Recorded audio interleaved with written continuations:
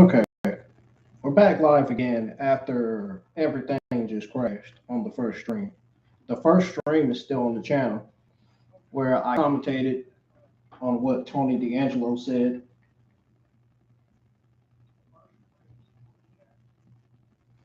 I apologize for the crash that happened. Yeah, that was out of nowhere. I I did not expect that, so I didn't even see it come. Because, like I said, everything was normal until that happened.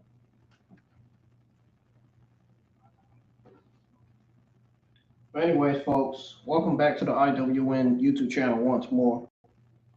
Subscribe to the channel if you do. Turn on bell for notifications. And let's go ahead and tune in to Sol Ruca versus Izzi Dame, where we left off. Let's pick up where we left off here. I will go over the segment that kicked off NXT tonight with DarkState, Tony D'Angelo, Ricky Saints, Ethan Page, and Joe Hembry. When I go over my overall thoughts and grade on everything that happened on last night's NXT, as well as the ups and downs and how good and bad NXT is doing, and so on.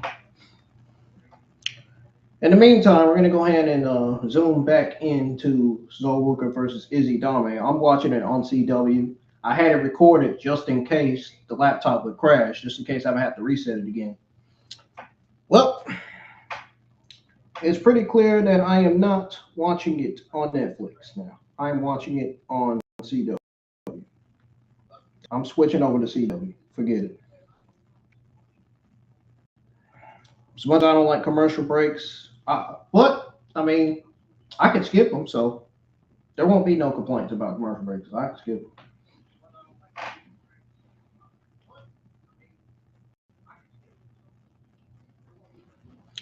All right. I don't need no earbuds for this one because actually, yeah, I don't need no earbuds for this one because it's going to be muted. Dang, I wish there was a way to have my earbuds hooked in. Oh shit. Oh well. It is what it is. At least I'll be able to commentate and give y'all my live reaction. At least that's the least. That's the more thing I can do right now. I want to be able to hear what's going on the show, but everything crashed, man. Netflix, the VPN, everything crashed. I think I'm gonna give it one more shot. If it start doing some stupid stuff, then I am going to switch it over to the TV. I'm gonna give it one more shot because I want to be able to hear the commentary. I want to be able to hear the crowd and what's going on. I want to be able to commentate.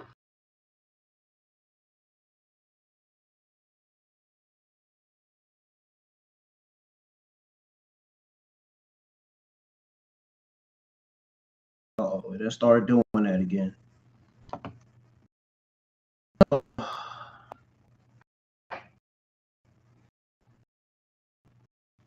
I had a feeling it was going to be start popping that way. And that's how the crash happened.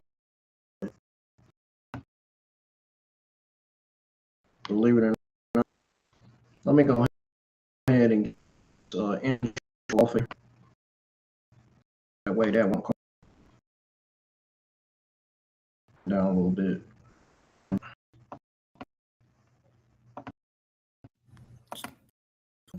Turn on mic. I'm hoping the stream will work this time because I am tired of it not working. Let's get some likes on the stream, folks. I know you guys tuned in and hit 3 likes on the other stream, but I'm sorry, man. The other stream crashed. So please hit the thumbs up and get the views up share the stream to Facebook and YouTube and Twitter X. Let everybody know that I'm back live again due to a crash on the stream that I was live with when we went through the off and see Stan deliver Fallout.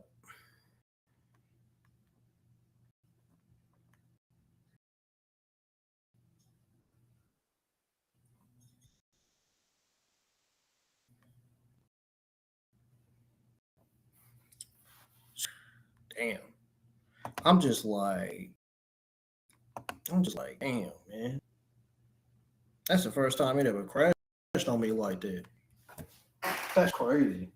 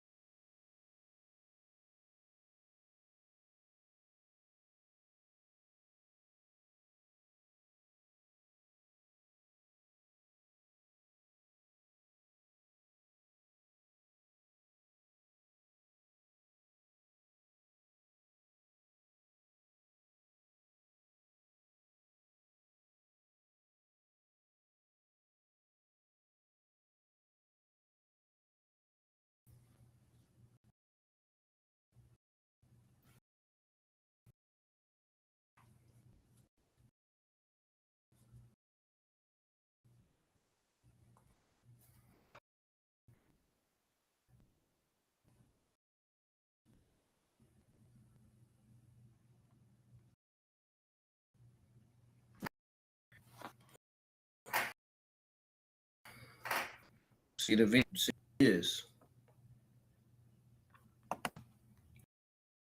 there's something off.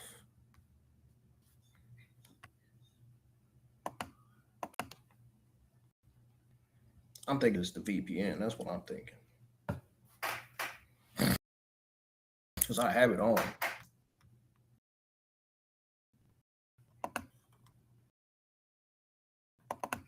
Be like this when I'm live for WrestleMania night 1 and 2. I hope.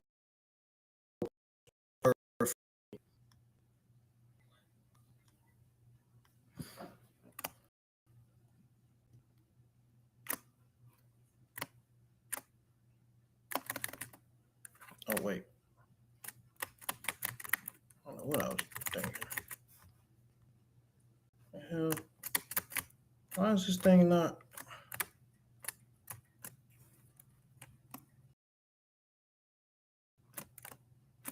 Oh no, not that. No.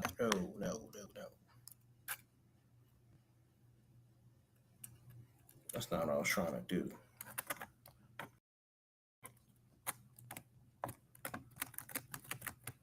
Shit. I'm trying to damn.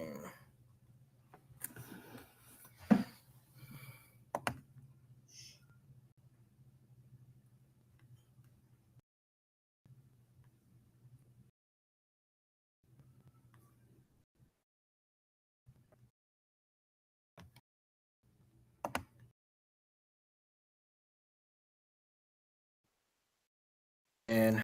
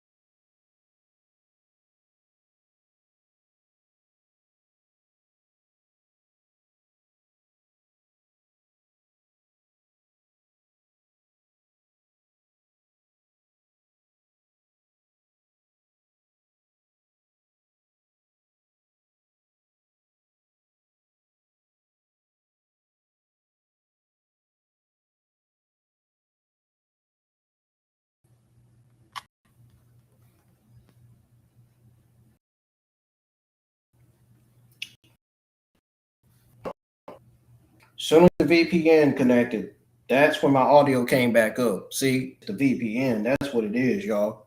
See, I knew I was right. Exactly what it is. Soon as the video comes on, my darn, as soon as I try to cut it on, my darn audio comes off. And then when it's on, then when it connects, the audio comes back up. Have y'all had that problem too?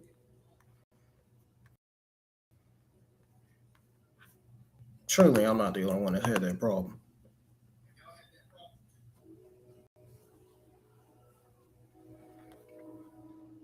I knew it was gonna do some slow shit like that.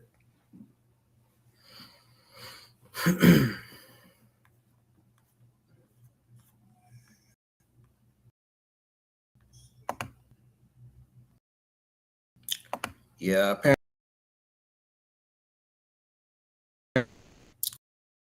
Now we can we something different. Fuck this.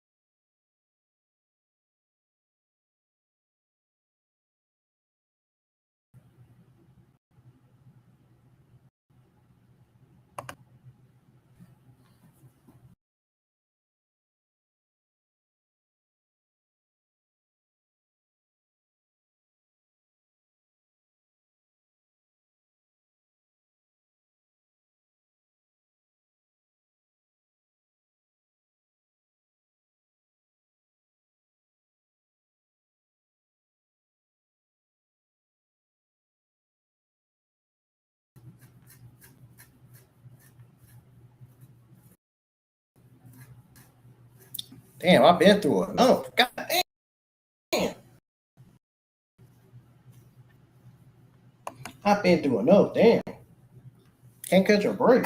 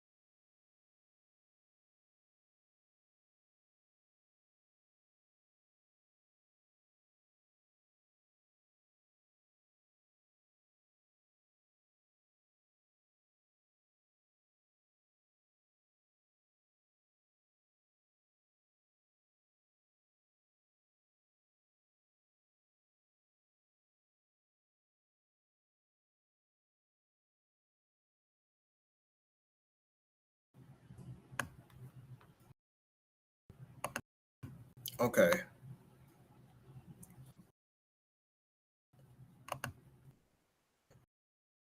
Now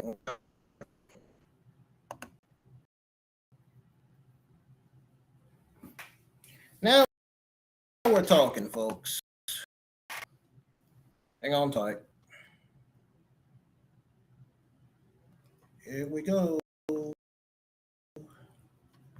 Let's see what it shows this time.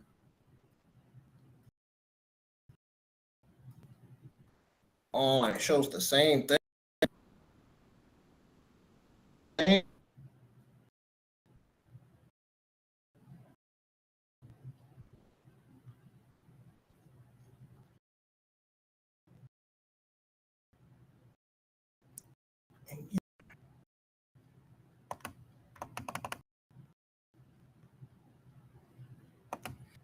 Sign out. Sign out. Sign back in. That's what I need to do. Sign out. Sign back in.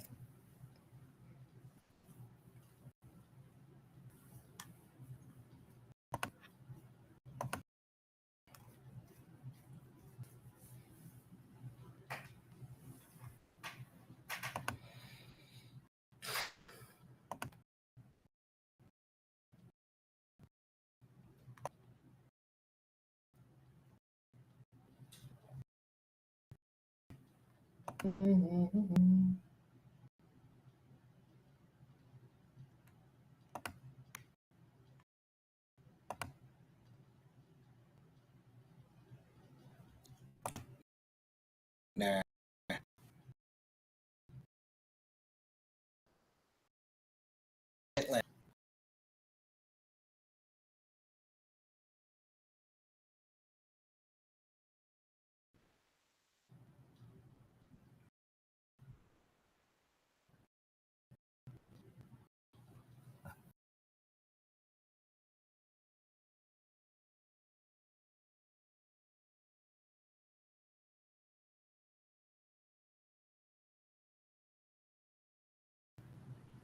Sounds about.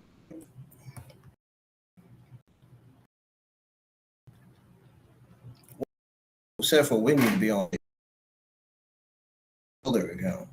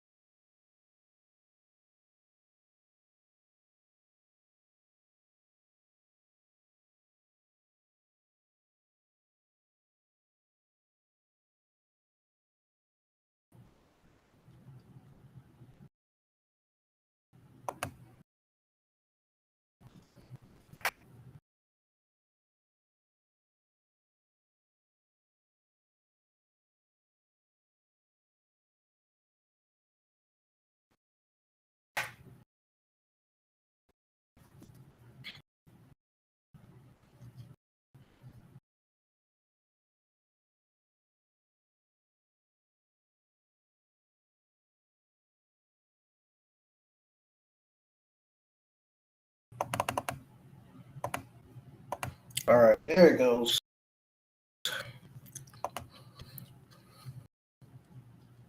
But we're gonna need to switch over to the other one.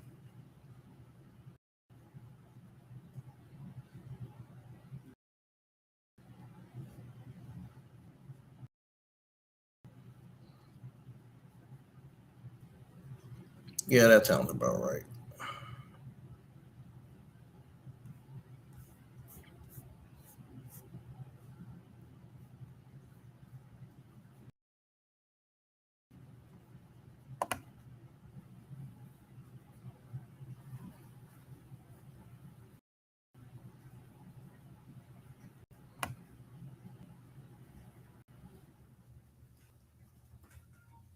Dang. Yeah, I'm about to switch it to TV. I'm tired of wasting my time on this.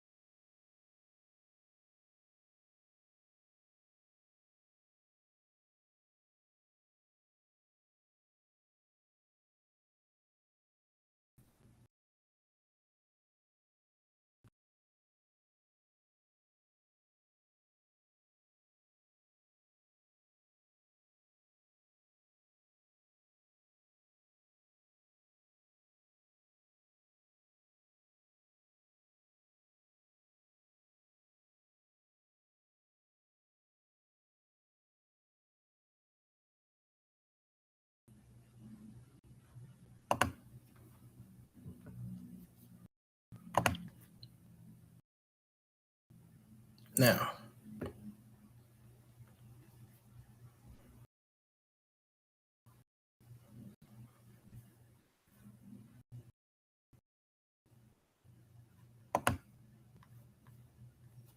yeah, we're going back to TV.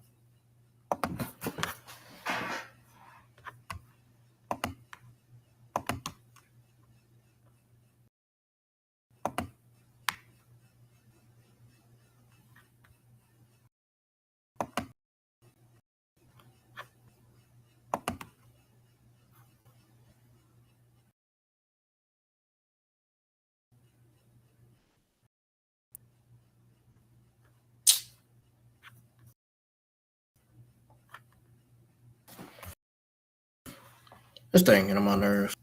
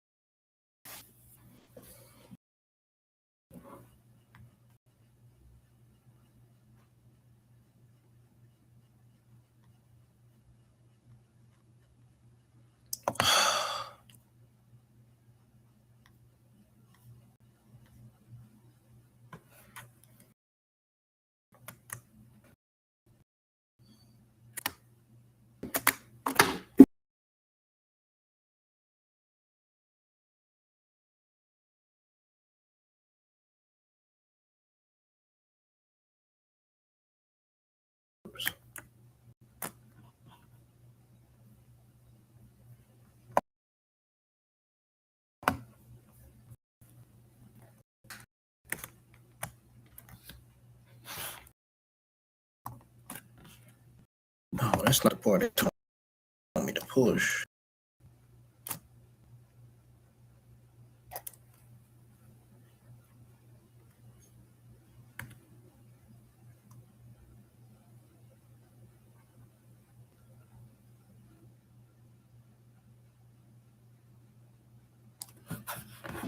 Yeah, that's what we told me to push.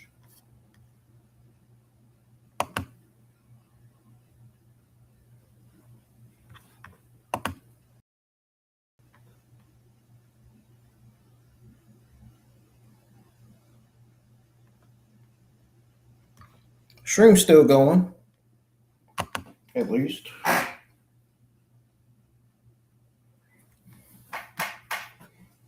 How many people we still got in here? Okay, we still got some people in here. Good. You know what, guys? We're going to the TV. Forget it. I give up. I tried and tried and tried. I tried, y'all. I put so much effort. Tried to put so much effort into pulling NXT up on Netflix, but it ain't doing anything. It's not pulling up. I had to try to test it tonight to make sure it'll be able to pull up for SmackDown.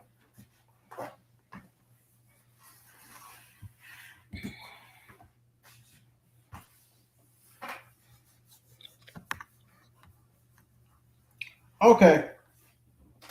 Onto the TV.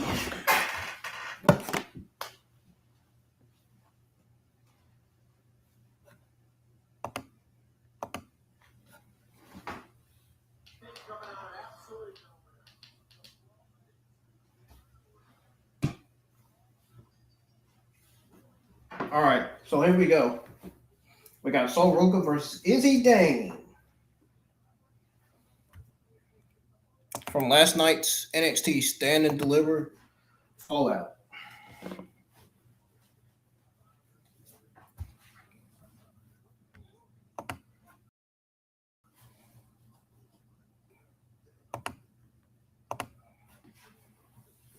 Gotta fix my camera a little bit. My webcam. Right here, watching Sol Ruca. Oh, what a moonsault by Sol Ruca to Izzi Dame. It's just now tuning in. Welcome to the IWN YouTube channel. I had to pause momentarily to try to do what I can to get NXT pull it up on here, but it didn't work. So good thing I had NXT recorded on CW on the direct TV. Otherwise, I wouldn't be able to watch NXT at all. I would have missed it. I would have still found a way to watch it though. So Sol Ruca versus Izzi was the first match NXT Stand and Deliver Fallout episode.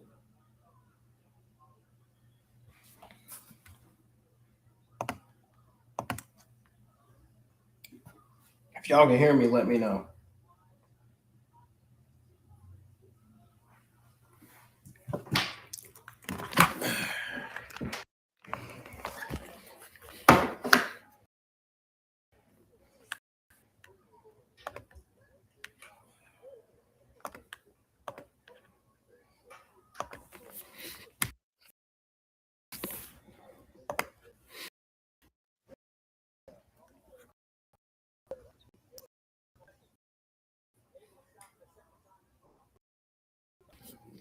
Uh-oh. Oh!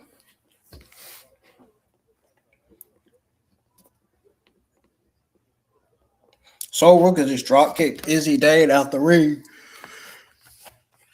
Uh-oh, what's Sol going for? Ooh! Sol Ruca is taking control. She did a diving move off the middle rope.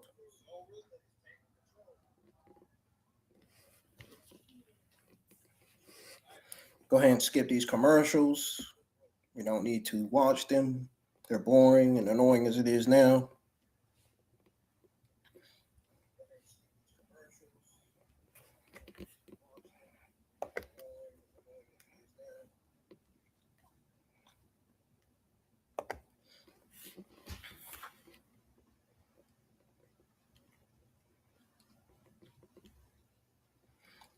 Let's get some more people in here tonight. We're back to NXT. I'm watching it on TV instead tonight, unfortunately.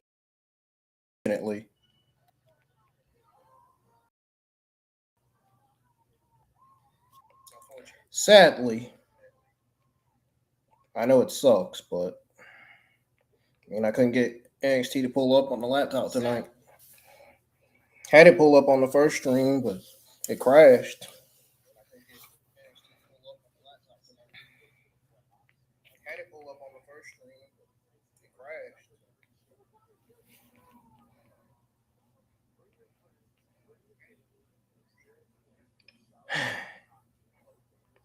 Damn. I wish it would have never crashed. Man, I keep saying it because it's the truth. I wish. Shit.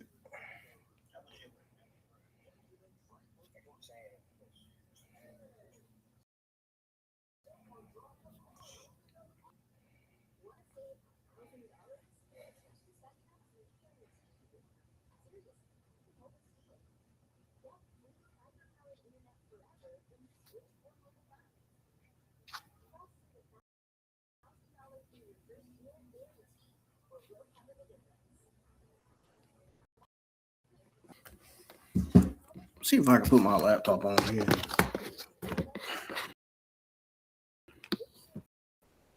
I can, but oh.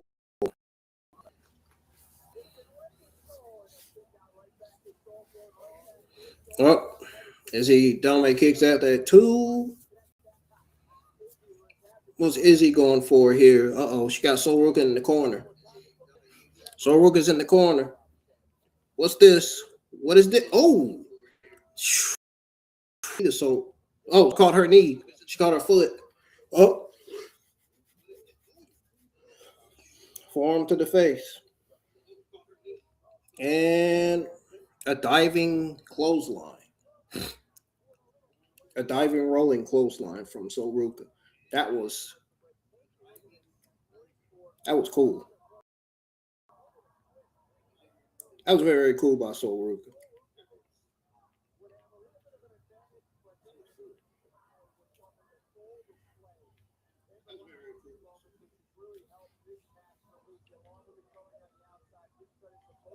Don't forget, we'll be live for Evolve tomorrow night.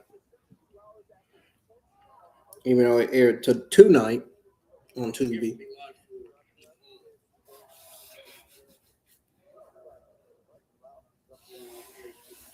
Make sure y'all tune in for that. I'll be live in portrait mode for that one as well as SmackDown and Lucha Libre this weekend.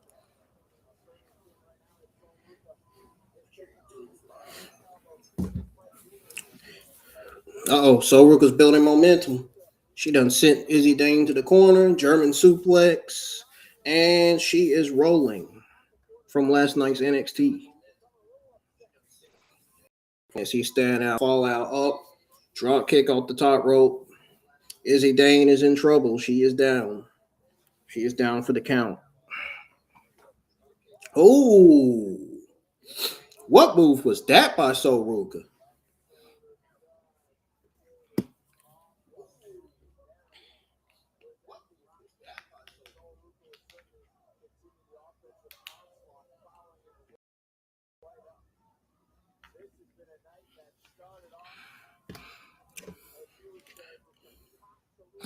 Man, what a night it's been for Sol Ruca to kick off last night's Stay Delivered Fallout episode that I missed that I'm watching now.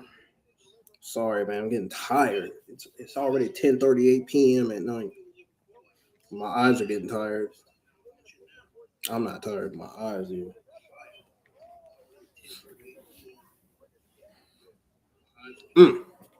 Oh, she did a backflip off the top rope. Oh, code breaker from Izzi Dame. From Izzi. Izzi rolled her up for the pin, so we get kicked out.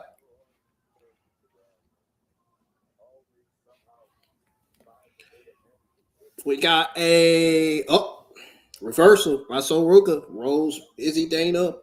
1, 2, kick out. Oh, spear! Spear by Sol Ruca. A move that Zarya does. Something Zarya knows very well. A lot of wrestlers like Braun Breaker, Goldberg knows very well. Yes, I meant that. I know you're like, did you just mention Goldberg? Yes, I mentioned Goldberg. I did. Oh, spear from Zarya to Sol Ruca. And she actually came out and speared. She actually came out and speared Sol Ruca and just cost her the match.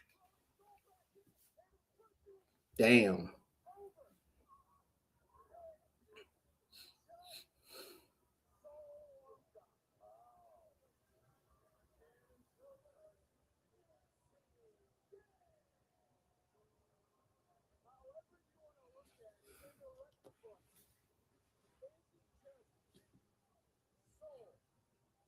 The only reason why Izzi beat Sol was because of Zarya. It was all thanks to Zarya. It's the only reason why she beat her in the first place.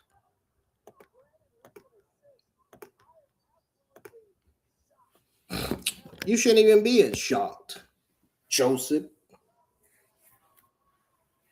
How long you done been commentating for NXT? Give me a break.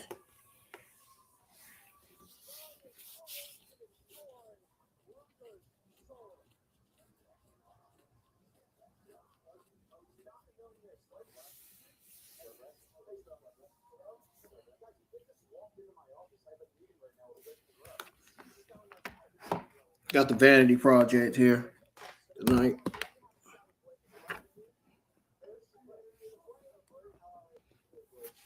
Got Vanity Project and Blake Moreau segment again.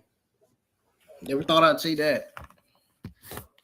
Okay, so Drake says, all right, so you are always and forever the next North American Women's Champion. So the Vanity Project said that to Blake Moreau. He said, that's okay, the champion forever.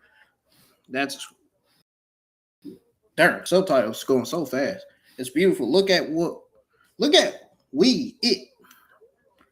Ron Stones were from the That's Real Blood donor influenced summer.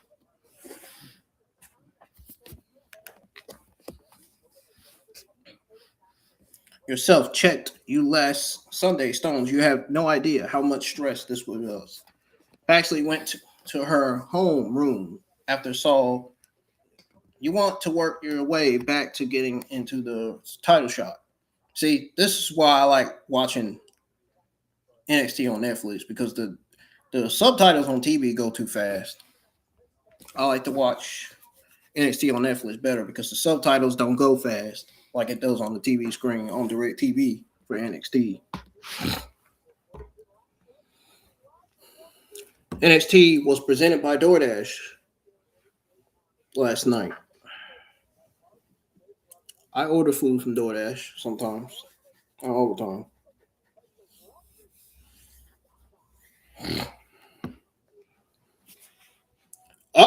We got that big, huge match between those three powerhouses.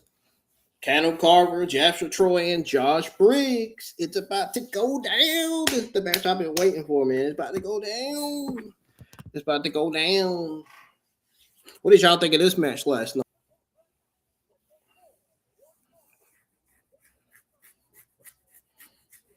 This is the match I missed the other night. It's about to go down.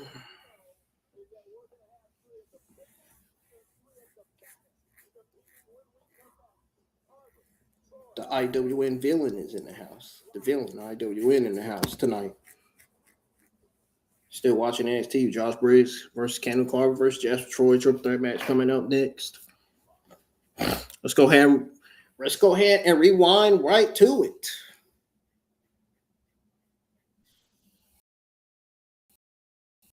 I believe Stephanie are going to be on Raw for the WrestleMania Go Home show.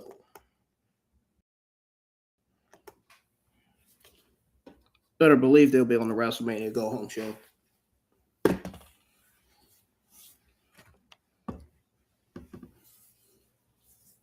I'll be live for WrestleMania. Don't worry.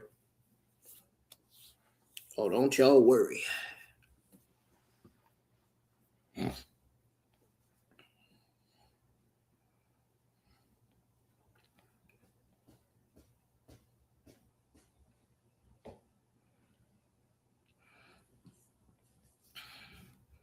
going to get this stuff working properly.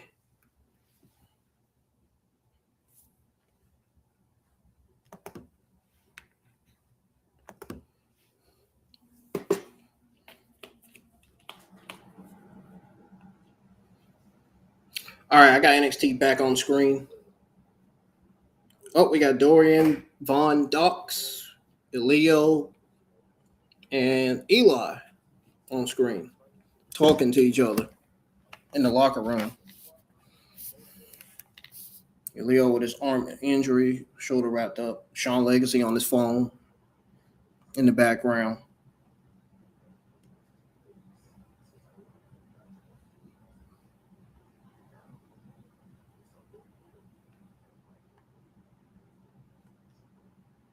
He said we 240 months ago.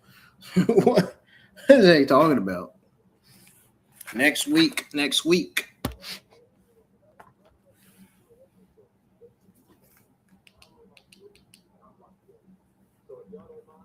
He said, so if y'all don't mind, I don't know about you, but I'm out there.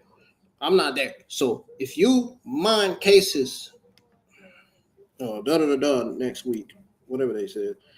The state tournament starts tonight. in Orlando. Of course, CW was presented by Progressive Match Flow. That's what. Oh, the match done already started between these big guys. They already in it. Who is the biggest? Who is the baddest? We got the big guys going at it already.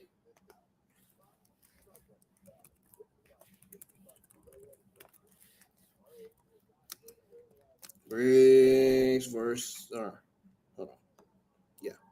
Briggs versus Carver versus Troy. Ooh. Dang. Look at Jasper Troy speared Josh Briggs to the corner, and they're both on the ground. Keanu Carver's got Jasper Troy in his possession. He got smoke flying everywhere. Sent Jasper Troy to the steel steps. Oh, Jasper Troy, no, Carver ain't no joke. Josh Briggs tried to take advantage of Carver, but Carver wasn't falling for that.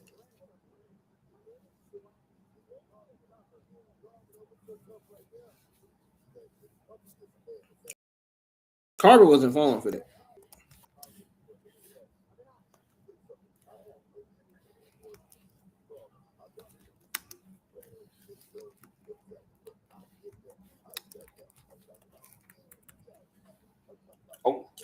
Oh yeah. Sorry, oh yeah, man. Because this triple threat match is on point. Jasper Troy just put both Josh Briggs and Keanu Carver down. Even though I don't like Booger T's commentary, I had to steal his quote for a second. You know that, oh yeah, man, that thing he be saying on commentary. So we got Carver and Briggs in the corner. Whoa, Jasper Troy is picking up Keanu Carver, and Josh Briggs just got Keanu Carver out of Jasper Troy. And Keanu Carver and Josh Briggs was working together momentarily to choke slam Jasper Troy, the bigger man, in the ring. Of course. And Keanu Carver is still standing. Shoot, might as well get Jasper Troy to win since Keanu Carver won and beat Jasper Troy. It would make sense for Jasper Troy to get a win back. Oh, clothesline to Josh Briggs by Keanu Carver. Josh Briggs kicks out.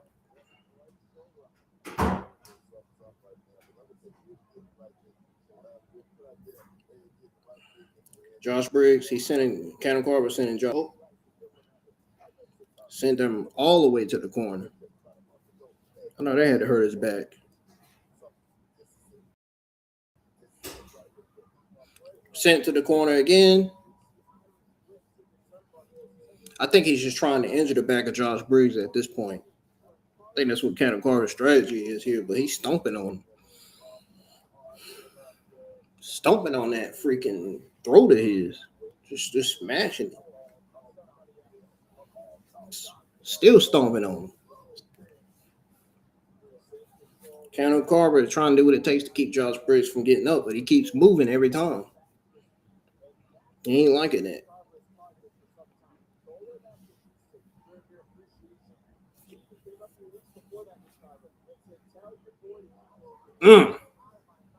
Darn, he sent Jasper Troy to the darn ringside area.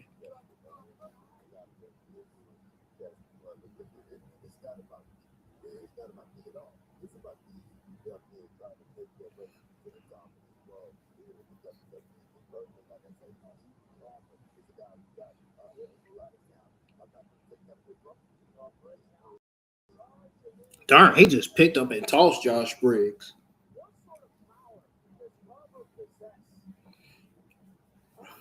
What power does Carver possess? What kind of power does he possess? Oh, Josh Briggs. High knee to Carver and a big boot to Jasper Troy taking control of this match. And it goes to commercial. I'm going to go ahead and skip the commercials.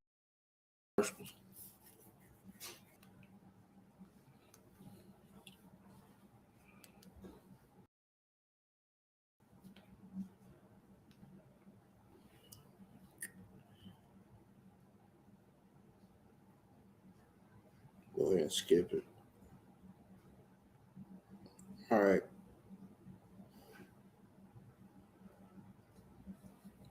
All right, NXT is almost back on.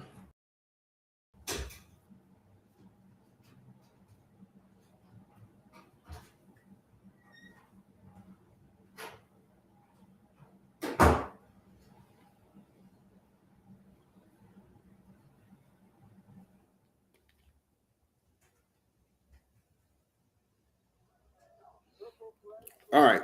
Short third match continuing. Keanu Carver is putting the beating to both Jasper Troy and Josh Briggs.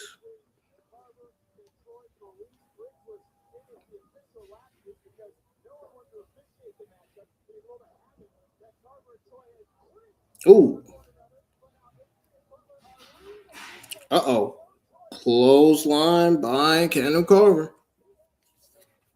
And he pins Josh Briggs. And Josh Briggs kicks out.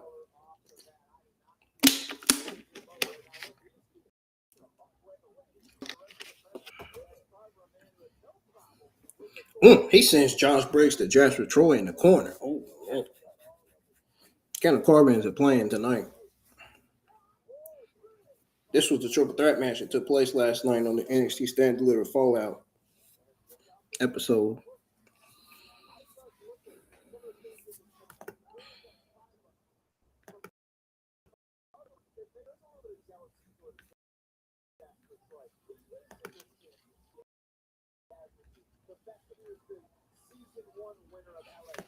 Don't forget to hit the thumbs up, subscribe to the channel if y'all are new.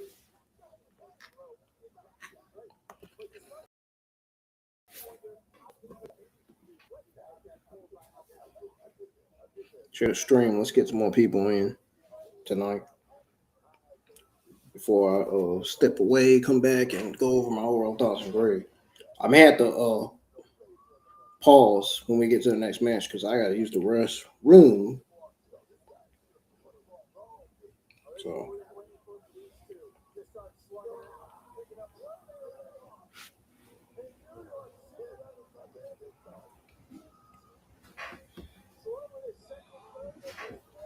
Ooh. Uh-oh. Oh, there's that move he does. That finisher.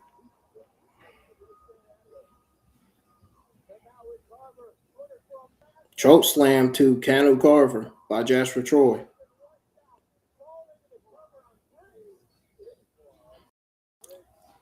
Jasper Troy pins, kicked out. And Jasper Troy's in charge.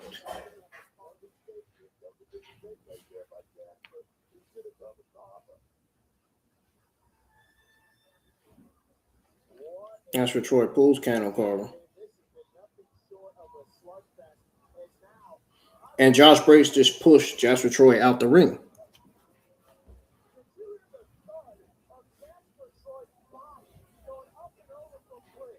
Dang. Keanu Carver and Josh Briggs going at it with lefts and rights. Giving each other lefts and rights here and there.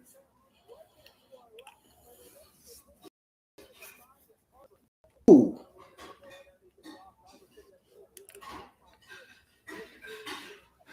Okay, Keanu Carver and Josh Briggs giving each other a run for their money right now.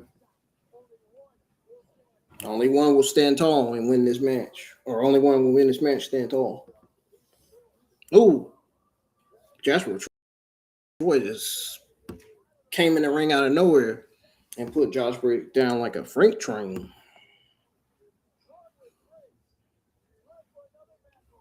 Ooh. He just pounced Jasper Troy all the way out the ring. Yeah, this is clearly it. Carver's clearly winning this match. This man refuses to go down.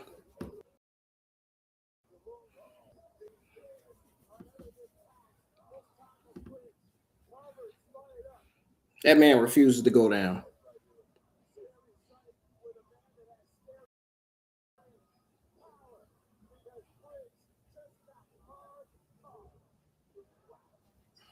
Told you. Keanu Carver won. Told y'all he was winning that triple threat match. I literally said, yeah, Keanu Carver's winning. Wasn't lying. I ain't gonna lie.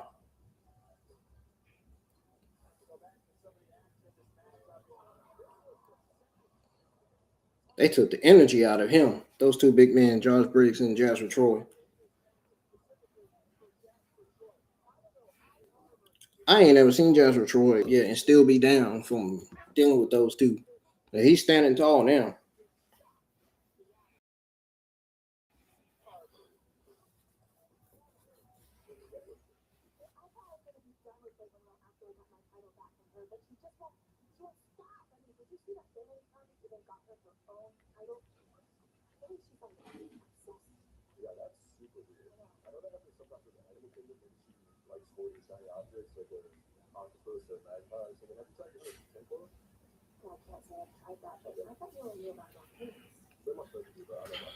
We got a segment between Charlotte Hill and Tatum Paxley.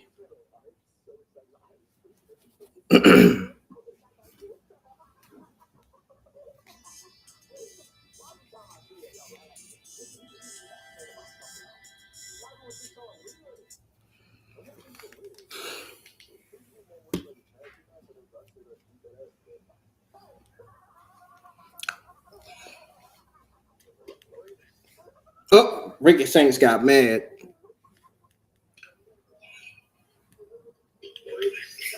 Oh, Ricky Saints got mad. Here comes Joe Henry. I believe in Joe Henry. Ricky Saints got mad. Here comes Joe. I believe in Joe Henry. Former NXT champion. Former NXT champion.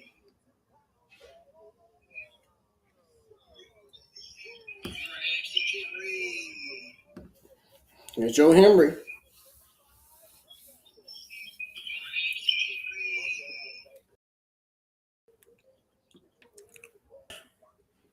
Tony D'Angelo, the NXT champion.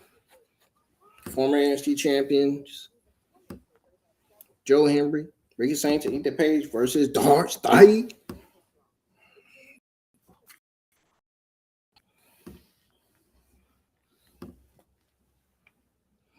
Now we got Ethan Page coming out to his theme song.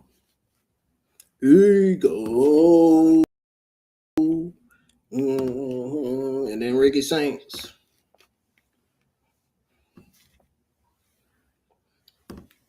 And now Tony D'Angelo, the NXT champion.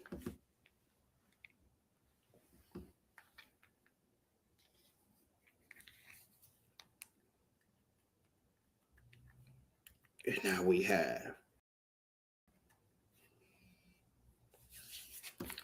it's going down in this 6-man tag. I mean, in this 8-man tag. I didn't mean to say 6-man tag. Why did I say 6-man tag? Oh, DarkState keeping Tony D'Angelo. Keep making the attack.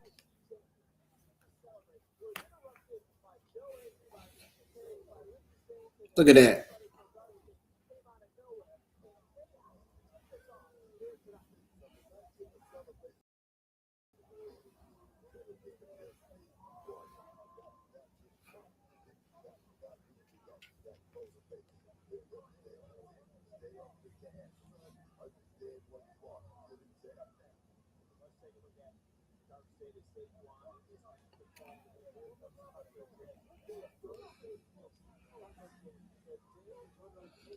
DarkState using that strategy to tag each other in and each other out. Tagging each other in, tagging each other out. Strategy. That's what the strategy they're utilizing tonight. And Tony D'Angelo just Brought down Shaquan. Oh!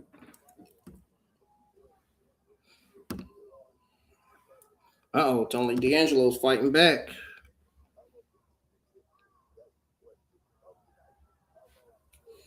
What in the world?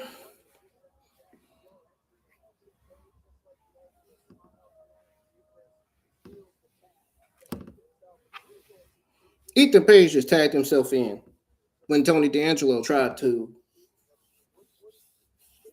give a tag to Joe Henry. And Joe Henry tried to tag in. Ethan Page tagged in. Yeah, Joe Henry didn't like that.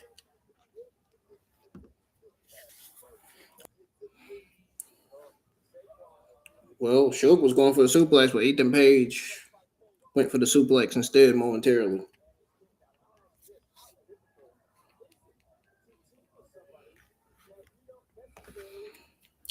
I had to turn the volume to 1 so I can hear. So that way I can commentate for y'all. I had to. Uh-oh, Ethan Page got pushed to Ricky Saints. Yeah, I think Ricky Saints saw it. I think I think he knew that Ethan Page was pushed by one of DarkState's own.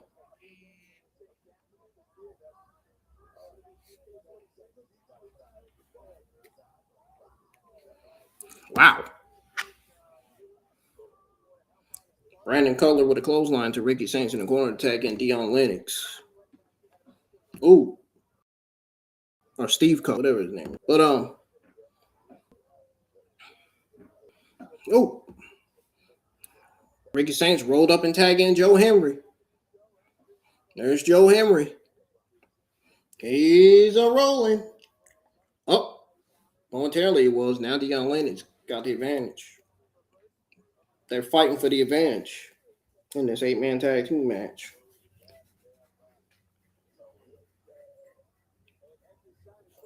We thought Joe Henry was going for the suplex, but he tagged Cutler in.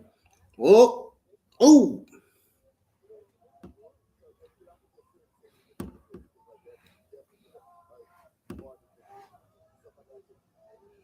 Oh, power of Joe Henry is being put on display.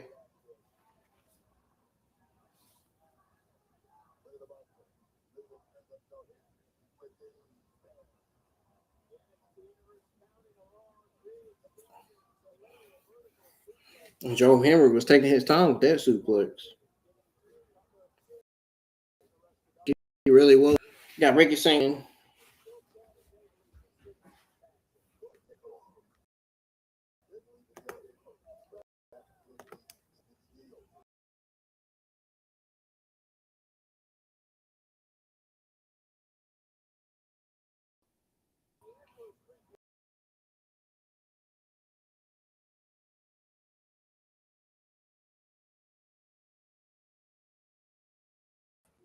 DarkState just looked mad and embarrassed. Oh, man, why you letting them do that? The way Ricky Saints was showing off on the top rope with that dance. Trying to dance like Ric Flair.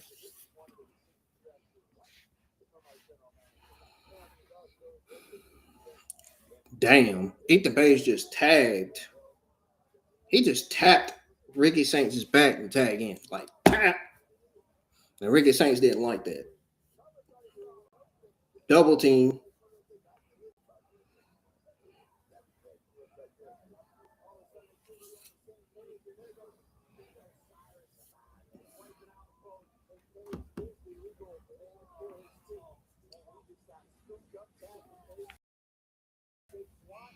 He wanted to be let go. He was trying to get off him, but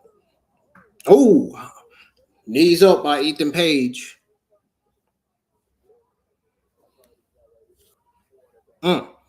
Dion Lennox went up to that corner hard. Dang.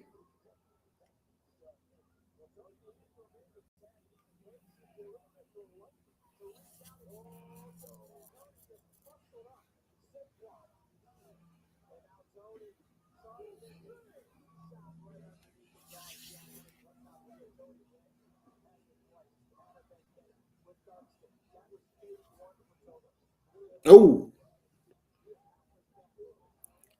Tony Angelo just sent Cutler out the ring and spine buster by Deion Lennox.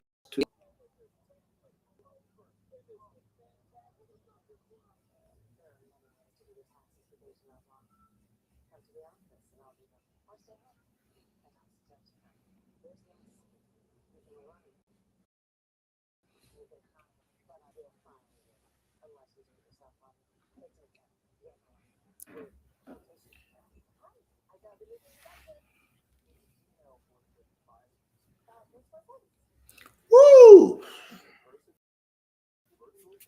Yo, I gotta use the restroom. I'll be right back.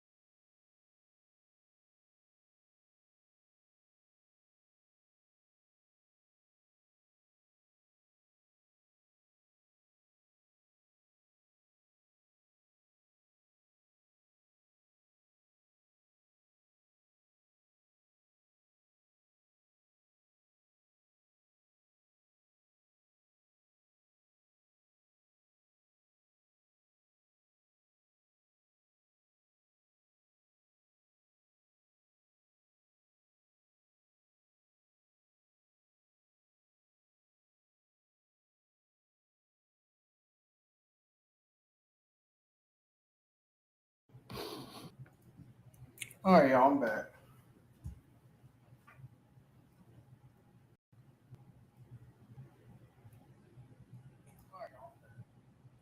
Let's go ahead and get NXT back playing here. The NXT Stand and Deliver Fallout episode. That playing on the screen.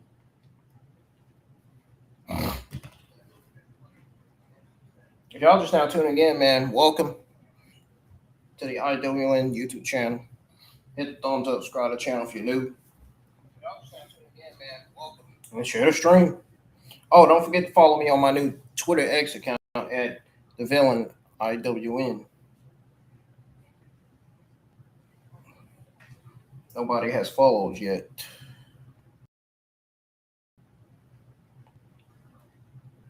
I suspect that will probably change. Probably within a few days.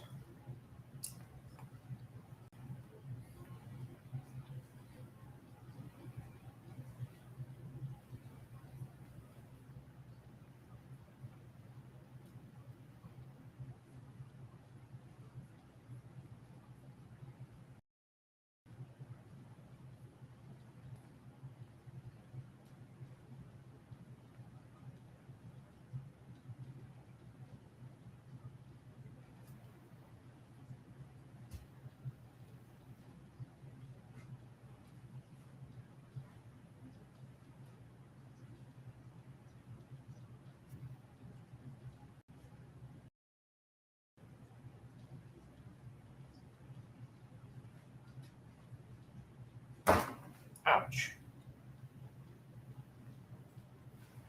My damn knee.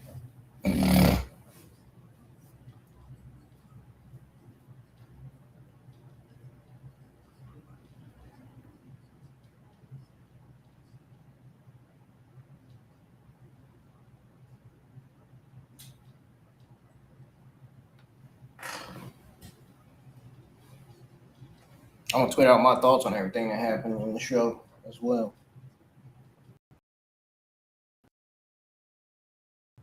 Right now.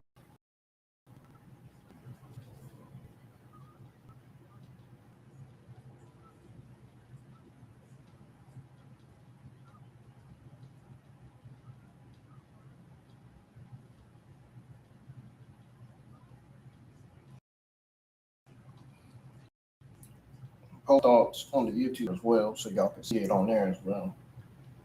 Since I ain't got no follow yet, I have to put my new Twitter X account in the links in the description.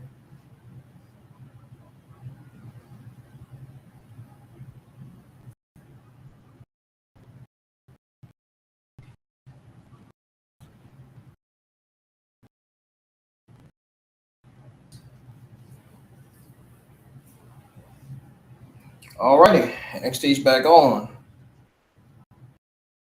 Show again. Here.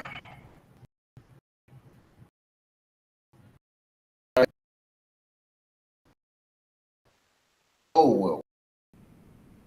On Henry. Jump to that real quick.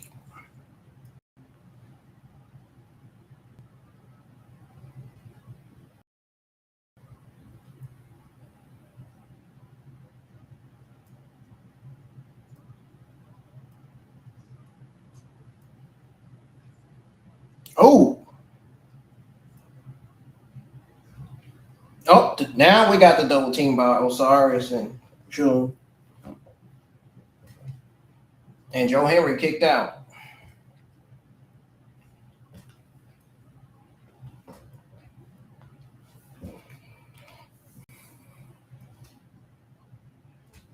Cutler keeping Joe Henry down, keeping him from getting back up. Trying to injure that head, twisting the head of Joe Henry. Yeah, I don't think twisting the head of Joe Henry is something he should be doing, but it wasn't effective either. So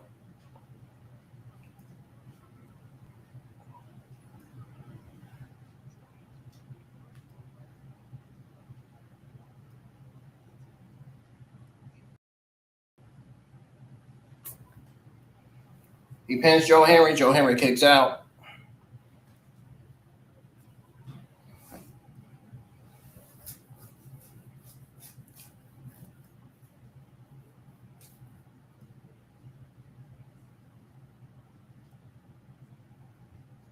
He's got Joe Henry back up. Ooh.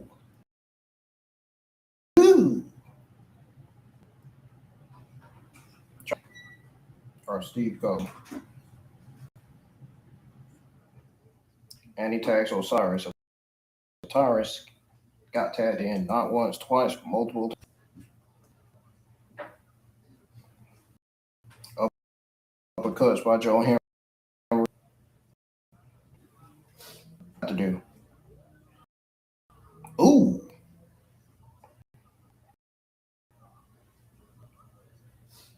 Oh, splash to Joe Henry by Osiris. Ethan Page and Ren.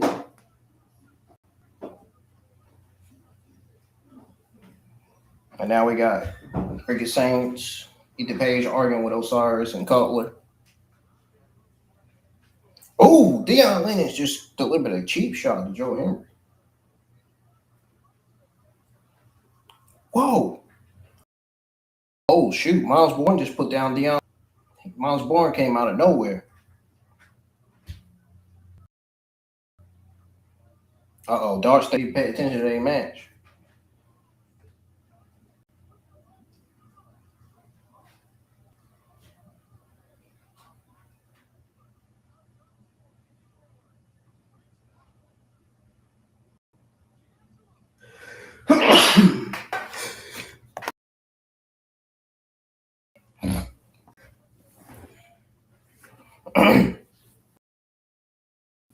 At pause for a second. Oh, German suplex from Tony D'Angelo.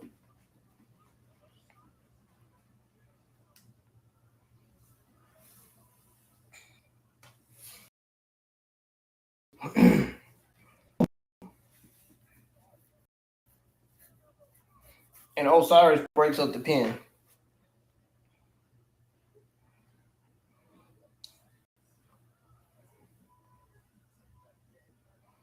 Uh-oh. Ooh, big boot to Osiris by Ethan Page. Cheap shot to... What the...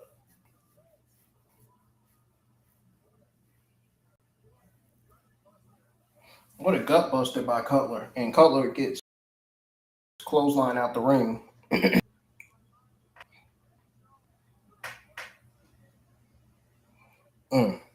There goes Tony D'Angelo.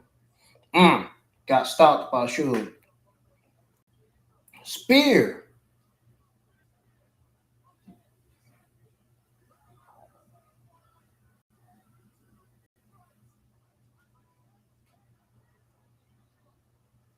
What the?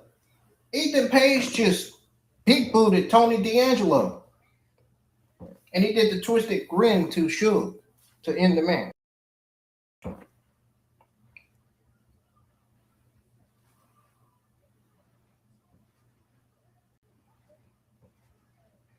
I think Tony D'Angelo is going to get Ethan Page back for that.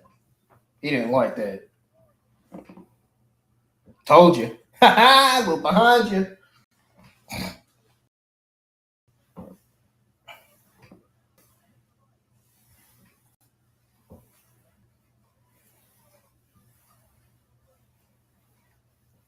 He just put Ethan Page right down.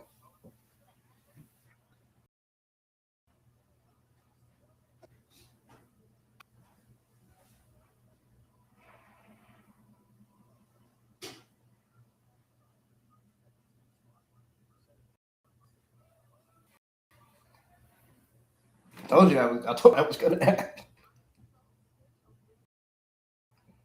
Got a video package of Jada Parker talking. She says, I'm so Kaylani Jordan thinking they can sneak on me and not have New York City. I come one-on-one or come on one, she said. And instead of owning it like a road to get the upper hand of the after the match. On her after the match, I think sucks. Okay. She said, well, Flash, baby, I'm exactly what you say I am. Ain't nothing about the song. Think the world about to give me you do so. Walking reality check, Jada Parker will forever get her life back. Why were press harassed at the Performance Center? For some, she put a quick and a wow face to face. She's always in my business. She's jealous of me. But I joking. And that is to say, yeah. Ooh, she said, clock that. Jada Parker said, clock that. Kaylani Jordan.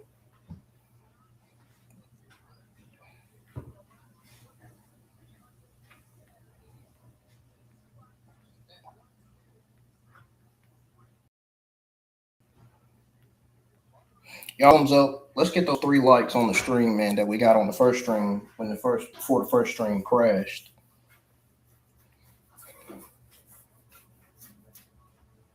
Yeah, that's what happened with the first stream. You can tell I wasn't too happy with that one. Rightfully so. I have the right to not be happy about it. We got Birthright, Lexus King, Charlie Dempsey, Yura Connors, and Stacks, and Adriana. That's one stacked faction there. A lot of members in that faction. Who is this about to come out today theme song? It looked like Charlie Boy. That's what it looked like. Or Star Boy.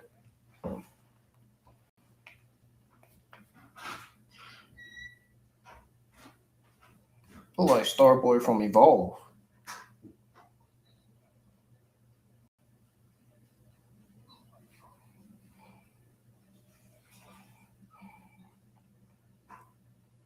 It could be him.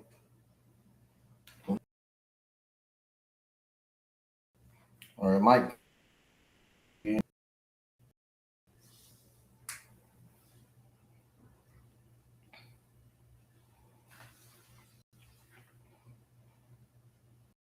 Fast forwarded.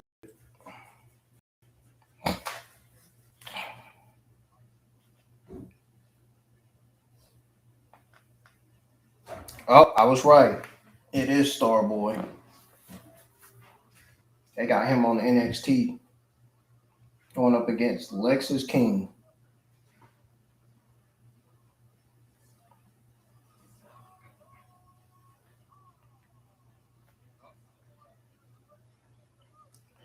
I know they're not using this guy as a jobber tonight. As good as he is, they shouldn't be.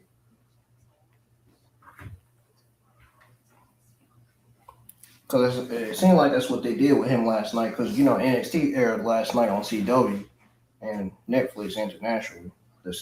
The NXT Stand and Deliver Fallout episode.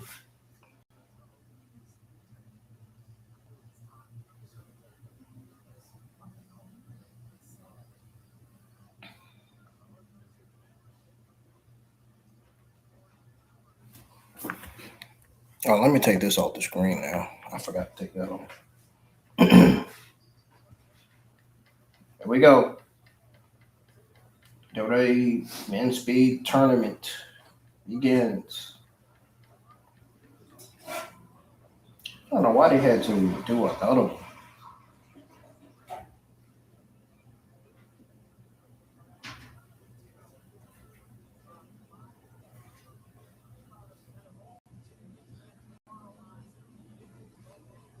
And what's the purpose of doing it? I mean, what is the point of doing another one?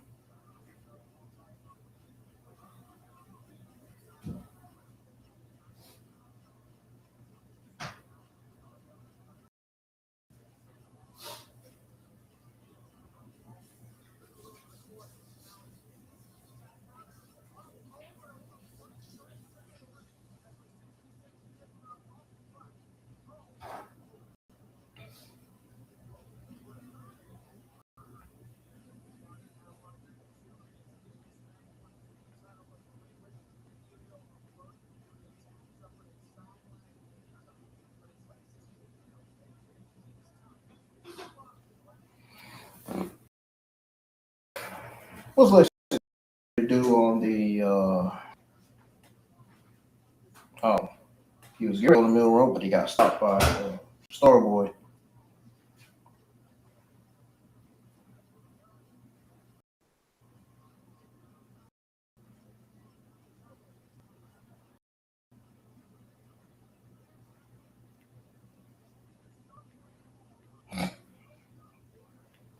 Nah, Starboy's gonna lose. They got him as a jobber in this men's speed tournament. I don't even think that makes sense. He's an Evolve. Why would you have him on NXT? He just had his Evolve debut match last week. Jeez Louise.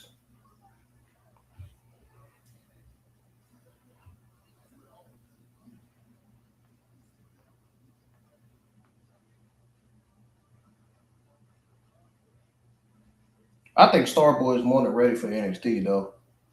I mean, he has been in the Indies. But still, having him lose on NXT?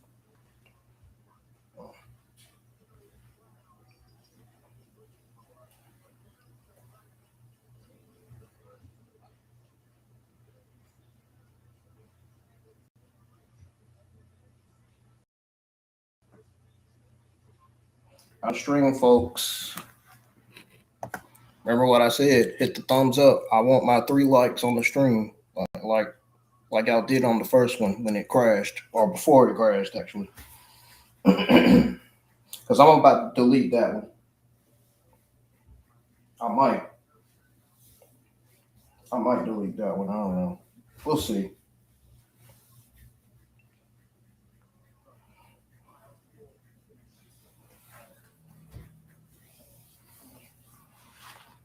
It's already at 85 views and 2 likes.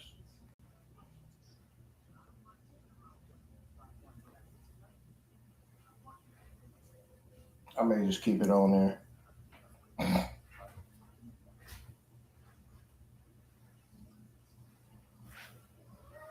Keanu Carver looking at Tony D'Angelo in that NXT Championship. Keanu Carver got his eyes on Tony D'Angelo. Could be Tony D'Angelo's first opponent for that title. They got Shallow Hill and Tatum Paxley coming out.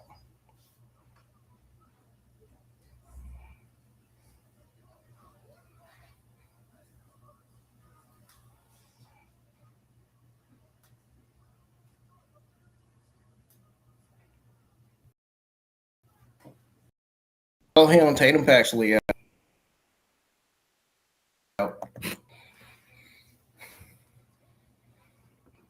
This is a tag team match. Tatum Paxley and Shallow Hill versus Jackson Drake and Blake Monroe. Let's go ahead and skip right on to that match.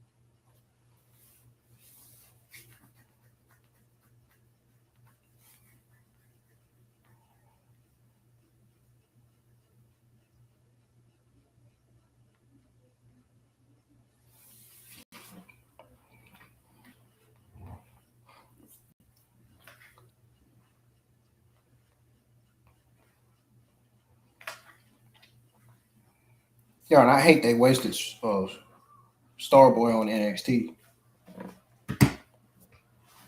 Have him lose to Lexus King.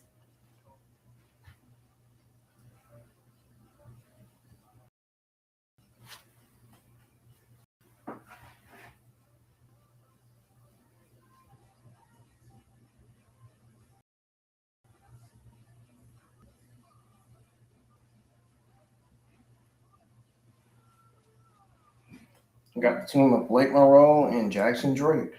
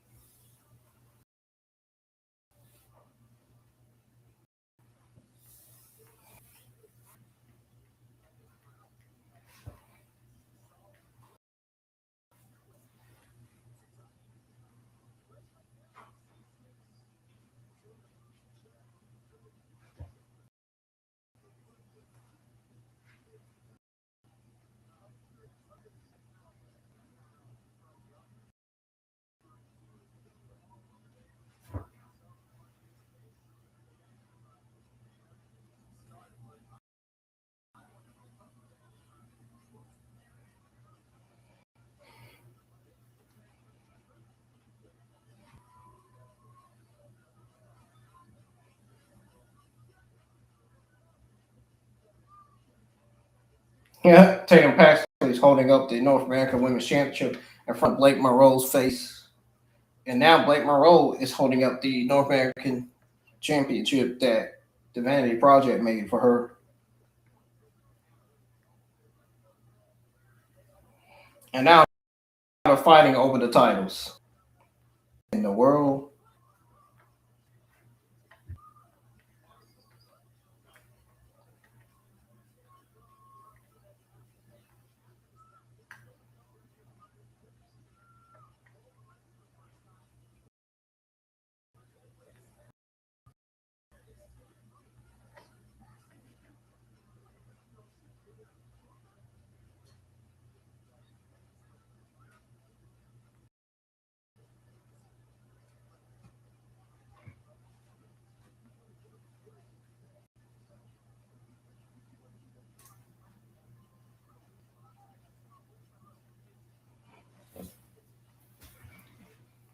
Got Jasper Drake and Charlotte Hill in the ring.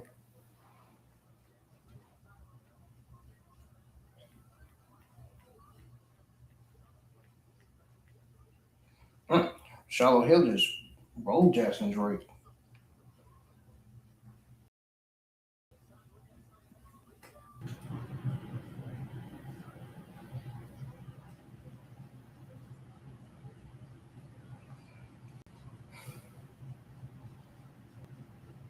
I don't think Jasper Drake liked the way Charlotte Hill got him on them ropes.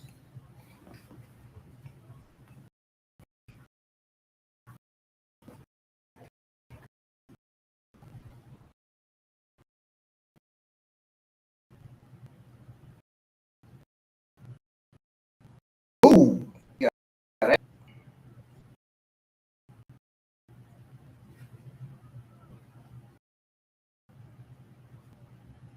Y'all notice I ain't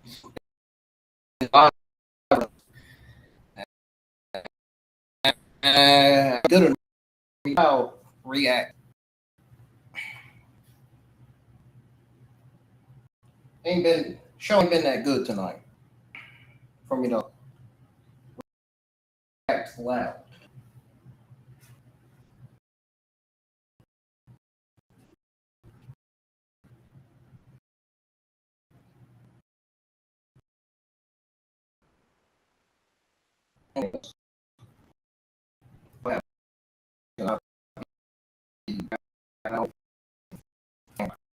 I don't hear that coming out of my mouth.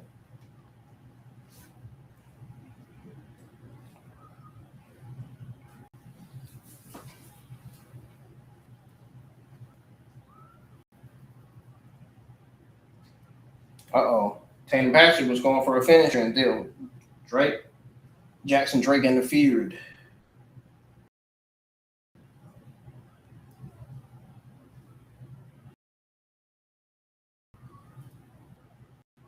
We could be looking at the next tag team of Charlotte and Tatum Paxton.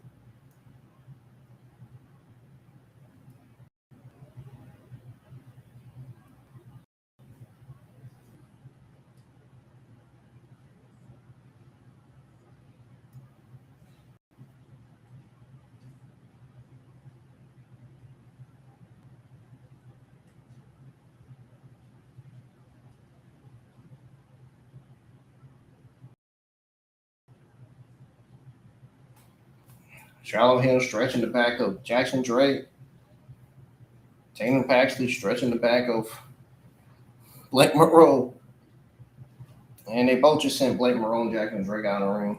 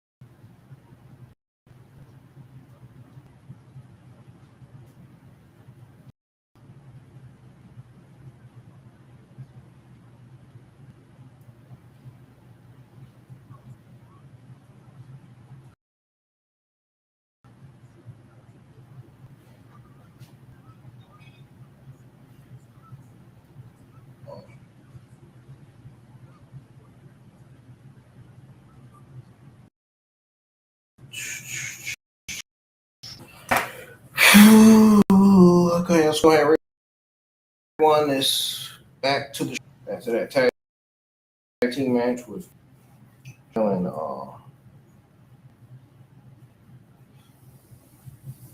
Tatum Paxley.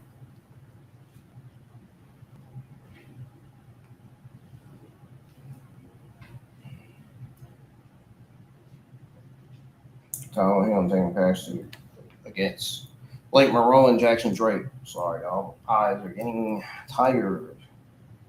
Ready for this show to end. I'm about to fall asleep watching this mid NXT. So far, we only got one solid episode of NXT this year, and that was the NXT before Stand and Deliver.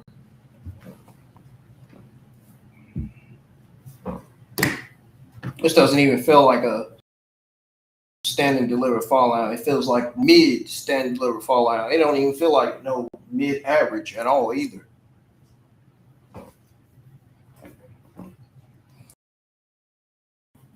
Well, Blake Monroe and Jackson match over Charlotte Hill and Tatum Paxley. And Tatum Paxley, they're showing a replay of how Blake Monroe,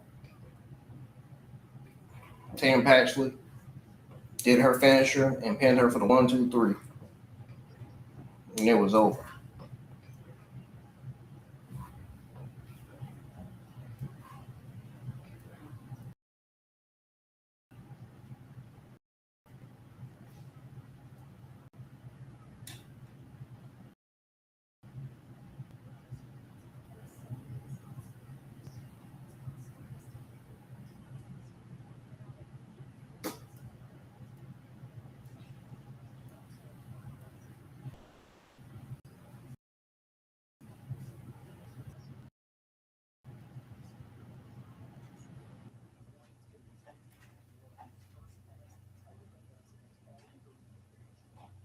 All right, make a change. Need to make a change to my password on here.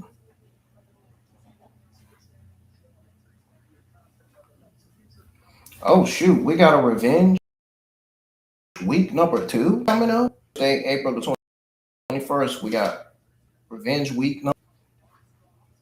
So we got 2 NXT Revenge episodes.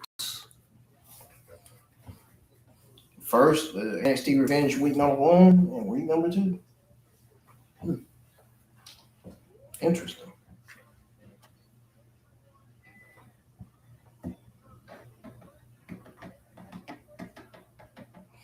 Up next, we got Lola Vice celebrating her NXT Women's Championship win.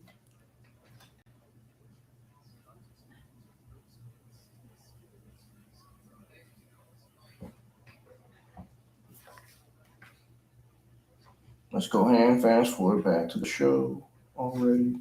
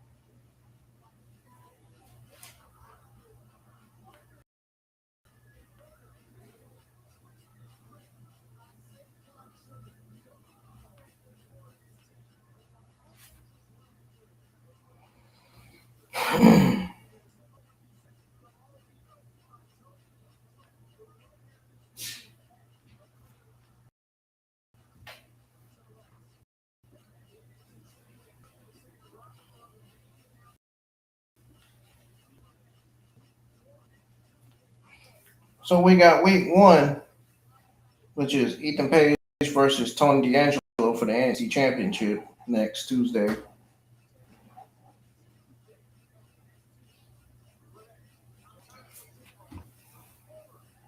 Also, NXT Revenge week 1, we got Joe Henry doing the live concert again.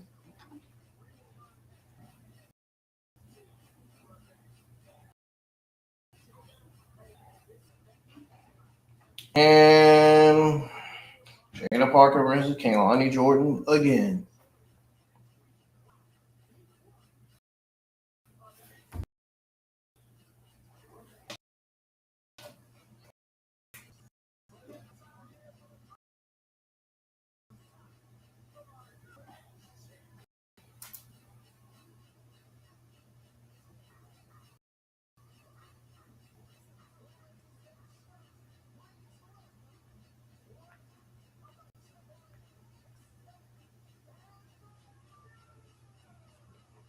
On half of the mixed tag team champions and the new NXT Women's Champion, Lola Vice.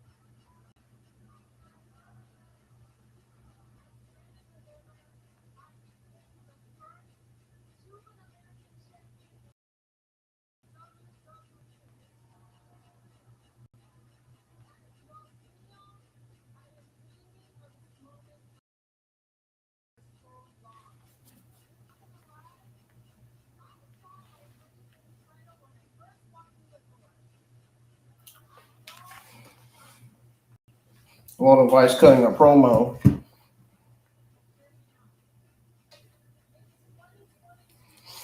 She said, "Hear me out." And 2022, I was the biggest signing of the year.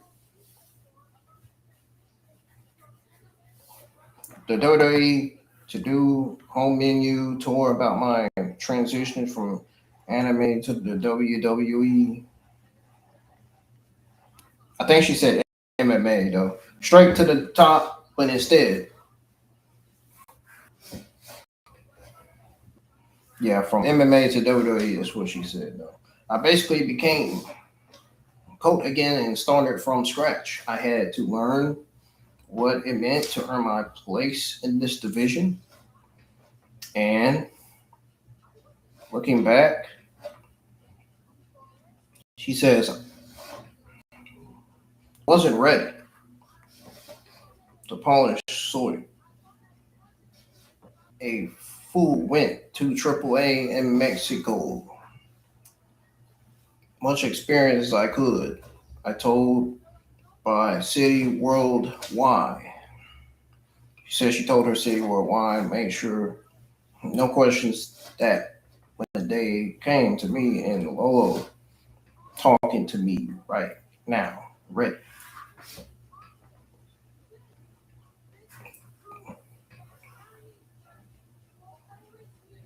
This is confidence. This is proof, she says. Something always mean more than having it handed to you. So the girl that came from MMA. MMA. Okay, so he's superstar. And you got JC Jane coming out. JC Jane, Lenny Reed, and Paula Henley, of course.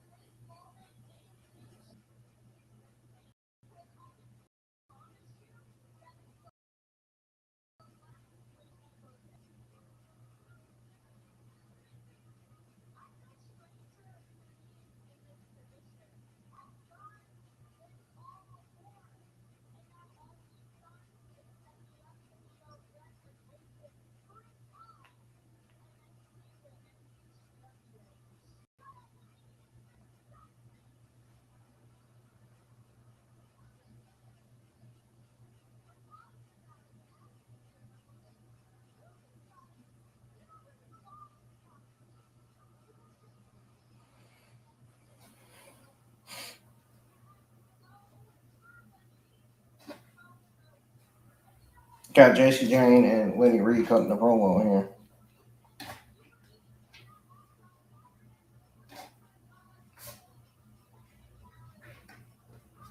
I'm getting bored.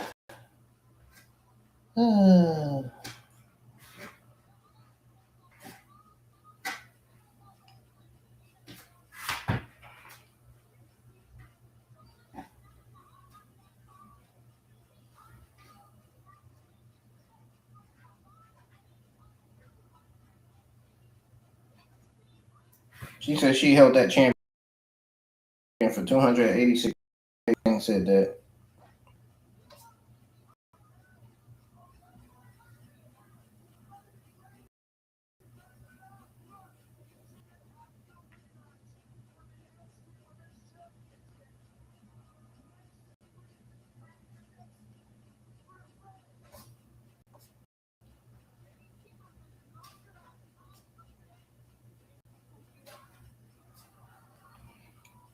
Oh, darn, they just jumped Lola Vice.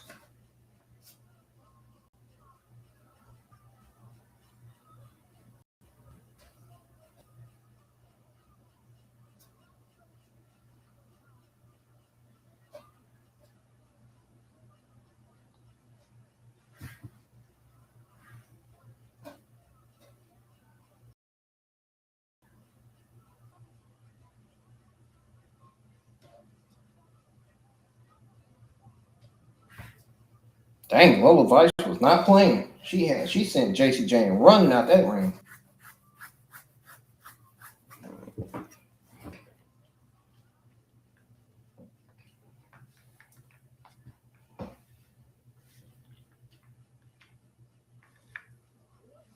She was not playing.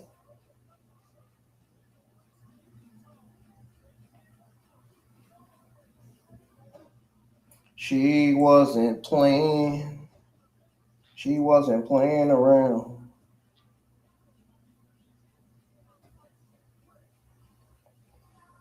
I don't know why the stream's acting up.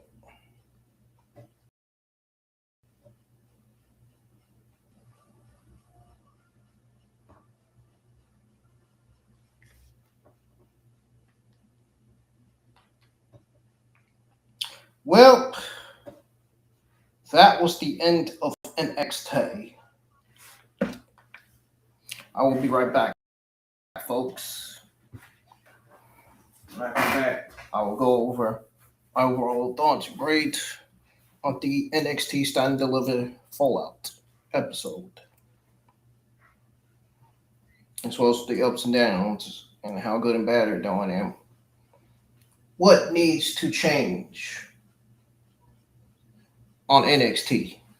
Obviously, the creative. But there's other things that need to change too that we're going to go over and talk about. And it's almost Wednesday. But don't go anywhere. Stick around. I'll be right back.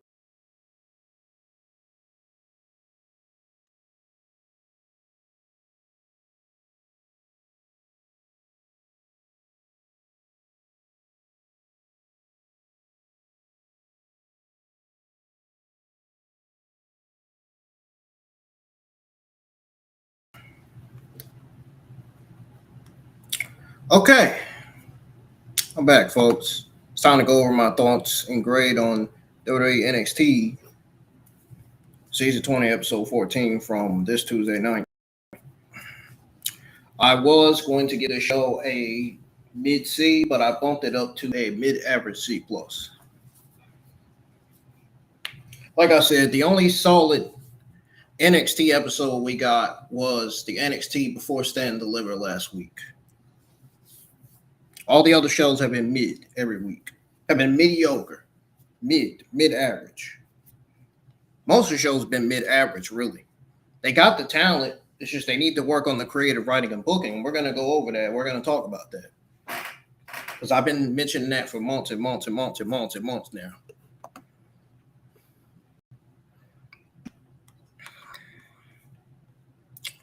All right, folks, let's get straight to it. Then after we go over the overall thoughts and grades, going over the ups and downs, how good and bad they're doing right now, and what they need to change or work on.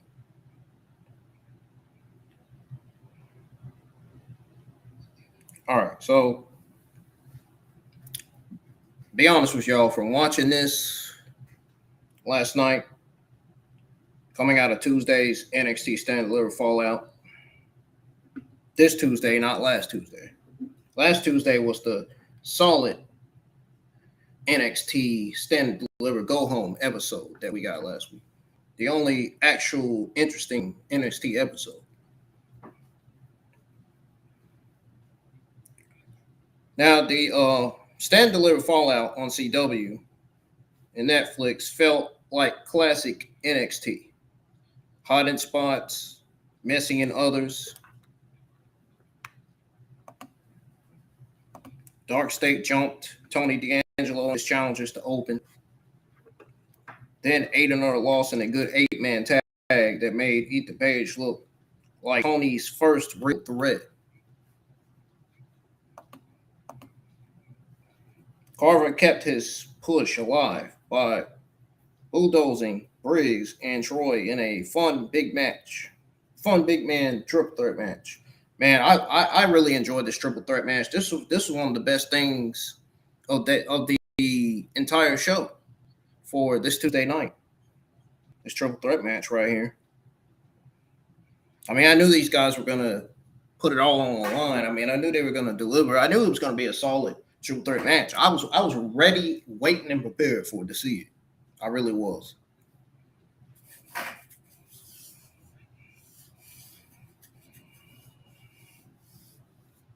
But yeah, Carver definitely bulldozed Briggs and Troy in a fun big man triple threat. Green but explosive, too.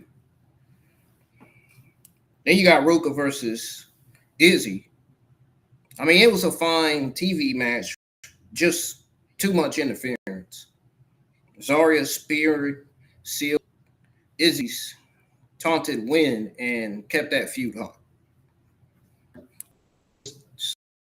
Lola Vice NXT Women's Championship. So Lola Vice might want to watch it. Might want to watch Izzy after she finishes her feud with JC Jane. Her little short feud with her. Team of Paxley heel versus team of Monroe and Drake. This was another one of the best matches of the entire night. Even though NXT was a mid-average C+ show. This match stole the night with wild energy and real chemistry. I tell you, man, that chicken wing spot was chaotic, man. I even tweeted out and said that on my new Twitter X account. The finish protected everyone while pushing Monroe Paxley. Speed match was filler. Starboy shined for 2 minutes. King caught him and moved on. Main event promo was rushed and in a dead spot.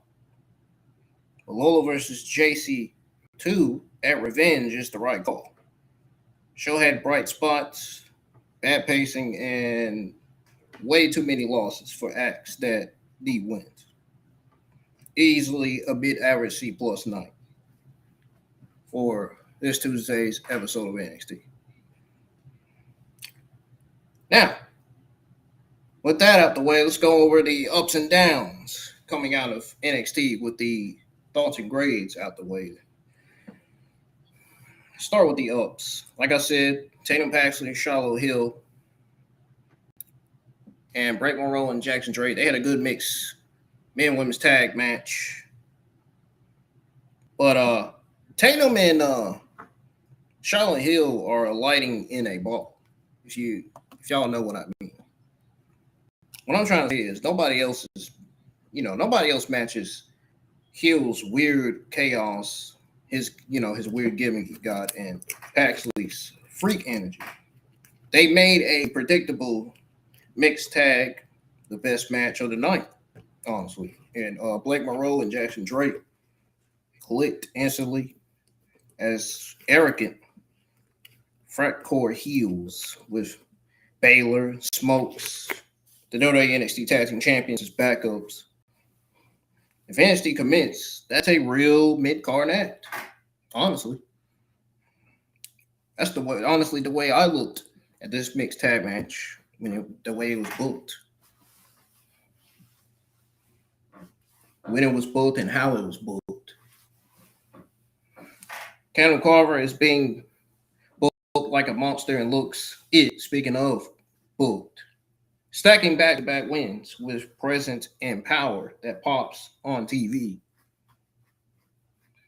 You got Ethan Page, you got Ego.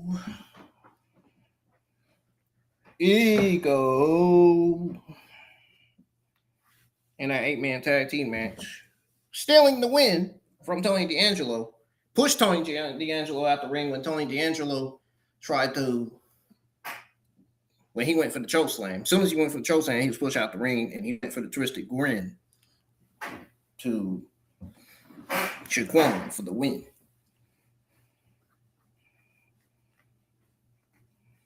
So,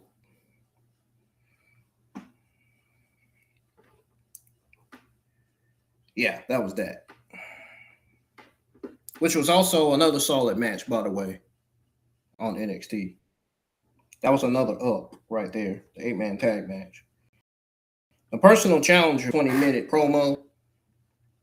Sol Ruca versus Zarya still has legs, and NXT didn't drop it after Stand Deliver, which is smart because for the simple fact that it's the most compelling women's feud on the brand right now.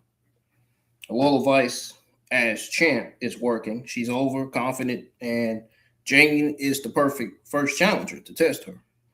Given that Jane is a former NXT Women's Champion and she knows what it's like to be NXT Women's Champion.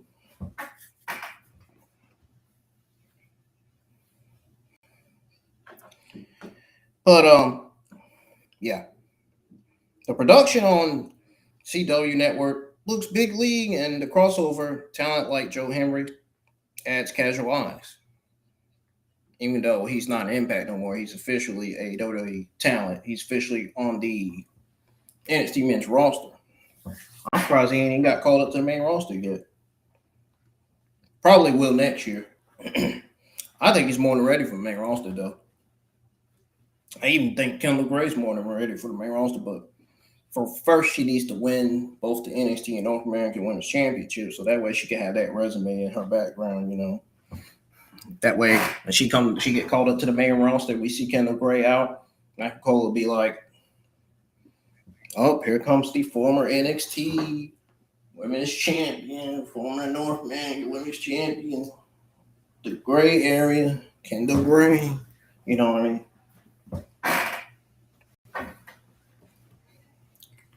Now let's go over the downs. DarkState is dead on arrival if they keep taking L's to every top act. I'm just going to tell y'all that straight up right now.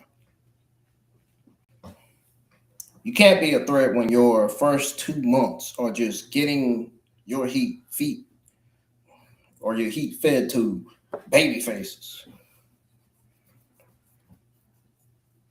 Now the women's match quality is stuck in TV mode with interference, heavy finishes. Ruca, Izzi could have been great straight up. Speed, tournament continues to feel like a YouTube pre-show gimmick. shoved into prime time, it's safe to say Starboy was a jobber in his match against Lexus King.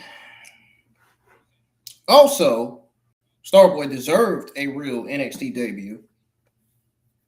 They should have kept him on Evolve. Why are you putting him in a match at NXT that he was on a winning streak? He probably was on a winning streak in the Indies, but that's not the point. The point is he should be wrestling on Evolve and not NXT. I mean, to be honest, I feel like Starboy, and I said this earlier, I feel like Starboy is more than ready for NXT, though, to be honest. I mean, he's got the skills, he's got the speed, he's got the high-flying skills and everything, like the luchadors over on AAA, Penta and Dragon Lee-ish, you know what I'm saying? But I don't think they should have wasted and buried him like that on the show like that. It just didn't make sense. You can't bury your young talent like that when you just signed them. They just signed to the company, and they just started and evolved. Yeah, something fishy is going on. There's something very fishy about that. WWE having their young talent, having their evolved talent, being booked as jobber in matches to lose. It does not. Honestly, in my opinion, it just does not make the younger talent look good. It just doesn't.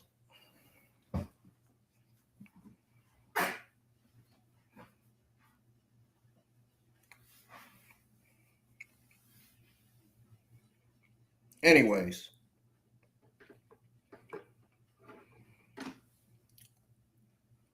Yeah, Starboy deserved a real NXT debut. I mean, if he got a real debut, don't you think they would have did video packages week after week after week of Starboy? Vignettes showing Starboy, telling us who he is and where he's from, and what other wrestling promotions he wrestled in. Something. Vignettes first and then in ring debut. Not no, I just signed to Evolve and then he gets booked in the first match in Evolve and then he gets put in a match in a men's speed tournament that he had no idea about and loses.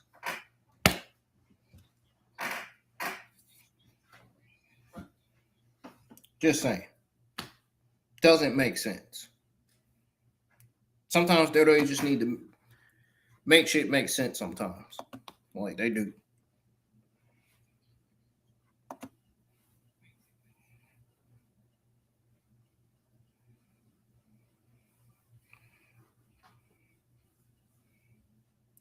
So the show structure is killing segments too. I've noticed that as well. I put that in my notes. I've actually noted that. Putting Vice and Jane in a dead main event slot with no time and a hot crowd bearing the mic work was booking malpractice. Too many factions feel directionless at this point. Fatal Influence just got swept by one person. Again, Nico, Vance, Sean Spears are props for other people's stories. Hell, Sean Spears is only on NXT one day a week, right? Is that from what I heard?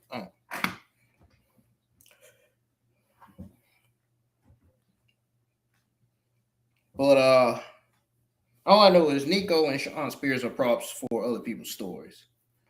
Also, no new women's stars are being built outside the title picture. And the tag division, is invincible. I'm talking about the NXT tag team division, the men's, on the men's side. Now, for a developmental brand, there's absolutely way too much stop-start on young acts like Jasper Troy, who look lost once the bell rings. You should have just had Jasper Troy win since Carver win over him. Keanu Carver got a win over Troy. It makes sense for Jasper Troy to get his revenge and get a win over Keanu Carver. But I can see why they had Keanu Carver win again. Continue to establish him as that top monster, that top heel, top villain. You know what I'm saying?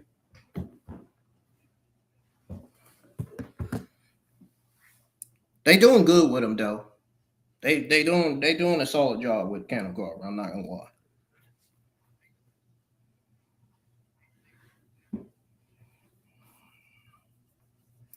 And Keanu Carver was already eyeing Tony D'Angelo's NXT Championship. So I'm wondering if we're getting Keanu Carver versus Tony D'Angelo for NXT Revenge Week 2. Heck, who's to say they don't do a NXT Revenge Week 3 and we get that match for that week? Because they filed the Revenge trademark last week, way before NXT. I saw news about that.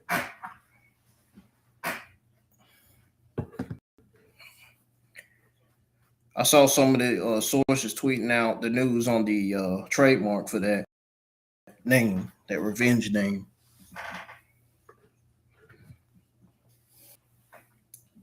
These 2 weeks are going to be NXT Revenge.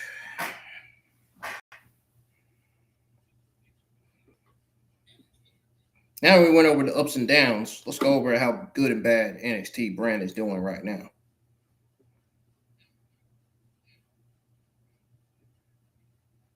Okay, so we already went over the ups and downs and overall thoughts and grade on the entire Stand Deliver Fallout episode. But how good and bad they're doing right now, honestly, NXT is a brand of extremes, and that's both its strength and its problem. Now, the good is, the top of the card is harder than it's been in years. Well, I wouldn't say harder in years because let's just say, like I said earlier, let's just say most of the shows have been mid-average, C+. So they've mostly been having ups and downs on their shows because of the mid-average C+ shows they've been having. Like I said, last week's NXT was the only solid show they produced. Only interesting episode coming out of this year's NXT so far. So that should tell you everything you need to know so far.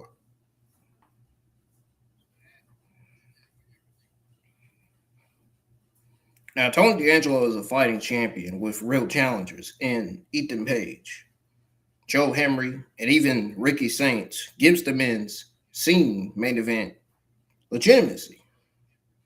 Lola Vice winning the women's title feels earned in the division, has depth with Sol Ruca, Zarya, Jacy Jane, Izzy, and Blake Monroe. So technically, NXT women's division is still the best women's division in WWE. Even the Monday Night Raw women's division, not so much with the SmackDown women's division. They need more star power down there. They need to do storylines, new stars in the SmackDown women's division. They need probably need more of everything, really.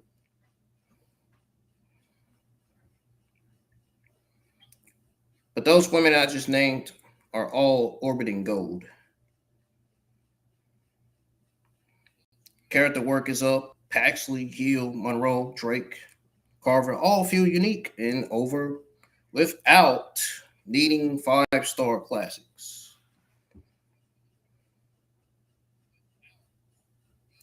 Now, the CW move and the NXT International deal have exposure way up. And Stand Deliver proved NXT can hang on a big stage. If they can turn their mid-average NXT episodes to solid shows every week, then people wouldn't have every reason to complain about the shows. I'm just saying. Stop producing mid and terrible garbage on TV and give us solid, great shows.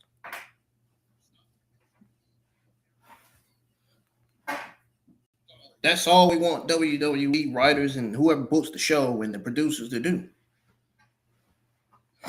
That's all we want this entire Triple H administration to do. Give us better shows. Give us good storyline. Give us new matches, you know. Give us something fresh, man. Don't give us the same stuff every week. People get tired of that. Give us something fresh, man. Don't give us the same stuff every week.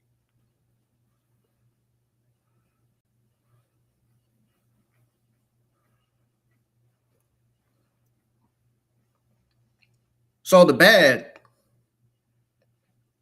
here's the bad. And it's going to be quick. It ain't going to be long. So the middle of the card is a revolving door of 50-50 booking. I can't stand 50-50 booking sometimes. Like, really. It just messes up. It messes up half of the show. It just messes up 5 of your day and the show and everything. It's like, it just makes you want to just like completely just leave the TV screen and go outside and vape or something. Like, you know, when some of the shows be bid and don't deliver and stuff. And just feel off. DarkState, Fate Influence, Chase U, No Quarter Catch Crew. Well, we no longer have No Quarter Catch Crew because they're all split up. They're all in their own lane now. They're all singles competitors. Still is, anyway. Nobody gets protected. So nobody feels like they matter when a main event slot opens. TV pacing is brutal. 2 good matches get scuffled. Or suffocated, should I say. Suffocated. Yeah. Sounds about right. About 3 interference finishes and a rush talk segment. Speed and Evolve crossover stuff feels like mandates, not organic stories. Women's tags don't exist. The men's tags are an afterthought, and the brand still struggles to graduate stars to Raw and SmackDown. I mean, that's the honest God truth. Without them feeling smaller immediately. It's a B-tier show with A-tier talent being booked like it's still Wednesday nights in 2019. You know, I was 20 years old in 2019. Y'all know that, right?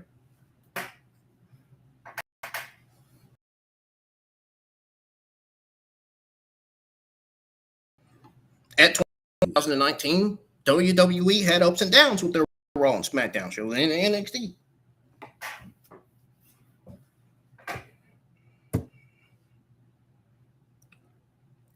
So, moving on to what they need to change and work on. Creative writing and booking, of course. It's saying, like, I don't know how many times I've been saying this. I don't know how many times I gotta go over and repeat this. Seriously, man. The creative in NXT needs to pick lanes, for real. Stay in them. Stop feeding every new faction to the world champions in months 1. Let DarkState beat tag teams like Chase U or Hank and Tank, you know. Gallus is not on there no more. Or for 6 weeks and actually look dangerous before throwing them at Tony D, Henry, and Page and whatnot. Writing has to trust the audience. Vice doesn't need to solo clean Fatal Influence to look strong. The reason why I mentioned Gallus is because I think Gallus versus DarkState would be a solid match on NXT if Gallus was still in NXT right now. Imagine Gallus versus Hank and Tank. Imagine how good that match would be. Imagine how Gallus versus Vanity Project would be. I mean, Gallus can put on banger matches with those teams in NXT. I don't know where Gallus has been lately. I guess they've been off Titus Catering or off the shelf or really quietly released from the company. If I find out what's going on with Gallus, I'll let y'all know.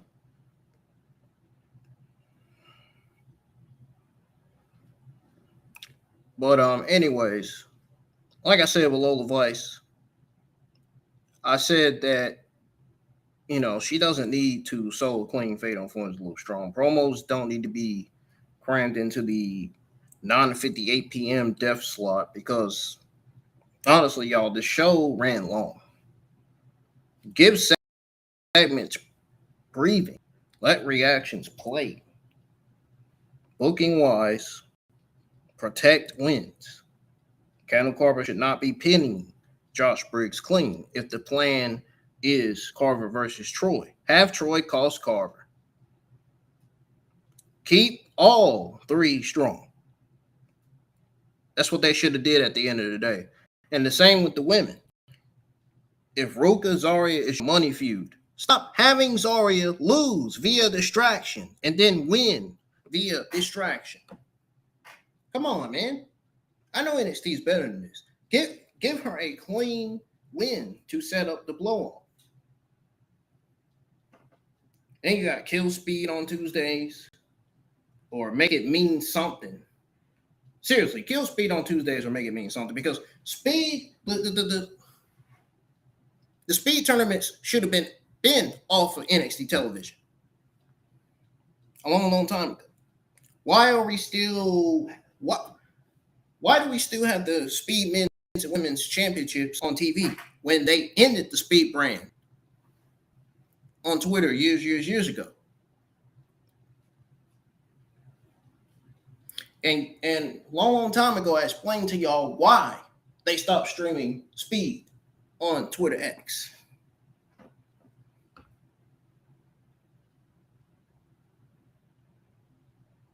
Matter of fact, I'm finna tell y'all again.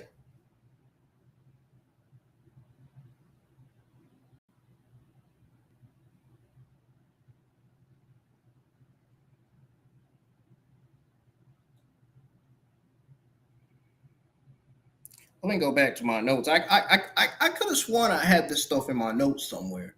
Let me take a little pause for a second and see if I have this in my notes somewhere on my phone.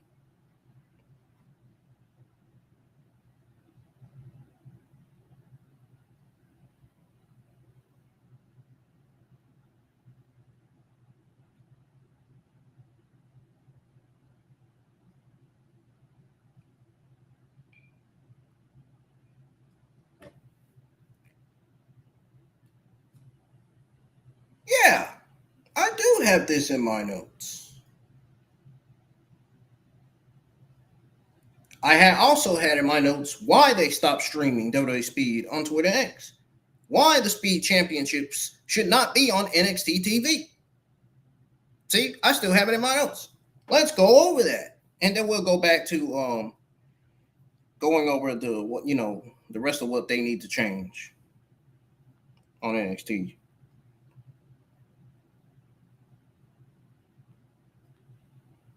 So, like I said, I was never wrong, man. I've been saying the same thing for years, man. Seriously. But to everybody that was wanting to know about WWE Speed, here's why they pulled Speed off X and why the men's and women's Speed championships never belonged on NXT TV to begin with. The platform deal shift. WWE simply cut a multi-year deal with X to exclusively stream Speed as short-form content in early 2024. That deal quietly ended in late 2025. X changed their video monetization model. Ad revenue splits got ugly. WWE wasn't getting enough ROL for exclusive weekly content. No new deal. No more Speed on NXT.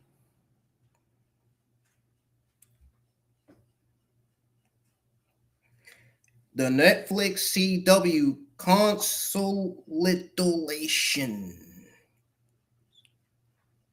Once they moved Raw to Netflix. NXT to CW. I also noted that they wanted everything under one roof. Speed got folded into NXT, and SmackDown tapings to save production costs and push fans to real TV instead of scrolling X. It's corporate over fan experience. It's corporate synergy over fan experience, technically. Another reason why the numbers didn't pop. Speed averaged 80K to 120K views per match on X. That's nothing compared to a 2-minute TikTok clip of Cody or Rhea doing 3 million. WWE saw it as a loose leader that wasn't creating new stars or driving Peacock Netflix subs, so they killed the platform, not the concept. Why the WWE Speed Men's and Women's Championship should not be on NXT TV? It's simple. It kills the freaking gimmick. And there's 3 other reasons that I'm going to go over in a minute. Here's the first reason. It kills the gimmick. Speed was designed as a social first. 3-minute sprint for phones, putting a 5-minute speed match in the middle of a 2-hour NXT kills the urgency. Lexis King versus Starboy proved it this Tuesday night. 2 minutes of action. Then a finish that felt like a Raw squash. It's not special anymore. It's just a short TV match. Nothing more, nothing less. Simple. Rex pacing. NXT already has time issues. You're trying to build Carver, push DarkState, develop Paxley Hill, pay off Lola Vice, JC, burning 8 minutes of TV time on a speed title match. That means nothing. 290% of the audience is deaf. 1,000%. That's 8 minutes. You could have given Vice Jane to not get buried by the crowd, because they literally, when I say they got buried by the crowd, oh my goodness. Holy, the crowd was not that loud when they seen this segment that closed NXT. Trust me, I was live on my NXT watch along yesterday night. I watched it from NXT that aired on CW Tuesday night. Wow. Wow. Third reason why the Speed Championship should not be on TV is it devalues the belts. You can't have 6 championships on a 2-hour developmental show and expect them all to matter, because they won't. NXT title, North American Heritage Cup, women's title, women's North American tag titles, that's already bloated. Adding 2 speed belts that get defended in cold matches with no story makes them feel like 24/7 title 2.0-ish. It's almost like getting those titles on NXT 2.0. Nobody's chasing Speed Gold because winning it doesn't change your spot. And last but not least, here's the last reason why they stopped streaming WWE Speed on Twitter X, which I'm glad they did. I mean, it's not like anybody watched it.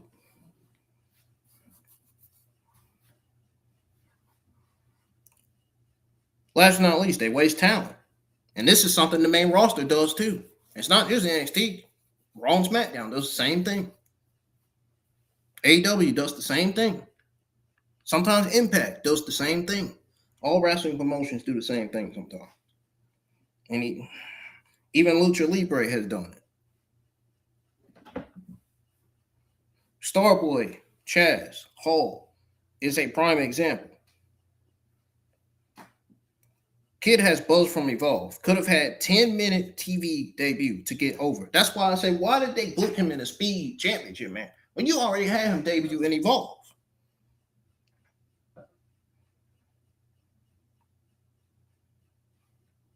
Instead, he got a 2-minute speed sprint where he loses and vanishes. Same with half the women they throw in those matches. You're debating people in a format where they can't feel or succeed. They just exit. All this falls on administration. Easily. Especially when the shows get mid and terrible. And worse. What they should do instead, keep speed as a digital-only concept. Film 4 matches in 30 minutes at NXT tapings. Drop them across YouTube Shorts, TikTok, Instagram Reels all week. Winner of each monthly speed bracket gets a real NXT contract match on TV. That makes speed matter without clogging the show. That's all they need to do. That's the easiest thing that's the easiest decision that the administration could ever come up with. Really. The Triple H administration. Belts don't need to be on TV to be legit if the format is exclusive. I mean, look at the NXT Heritage Cup before it moved.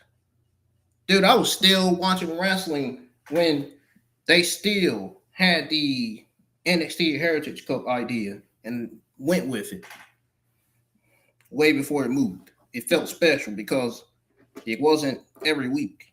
Speed on TV every week just feels like creative is out of ideas. Just like creative is out of ideas with that Rhea Jade Cargill feud. Man, that feud is terrible, dude. They need to get that shit off TV. They still need to get it off TV. I don't even know why they still got it on TV at this point. And look, and here they are going with the match for WrestleMania as if it's going to matter. And it's not Rhea Jade's fault. It's the administration, dude. They did not do a good job on capitalizing on the Rhea Jade feud. I don't know what the heck they was doing.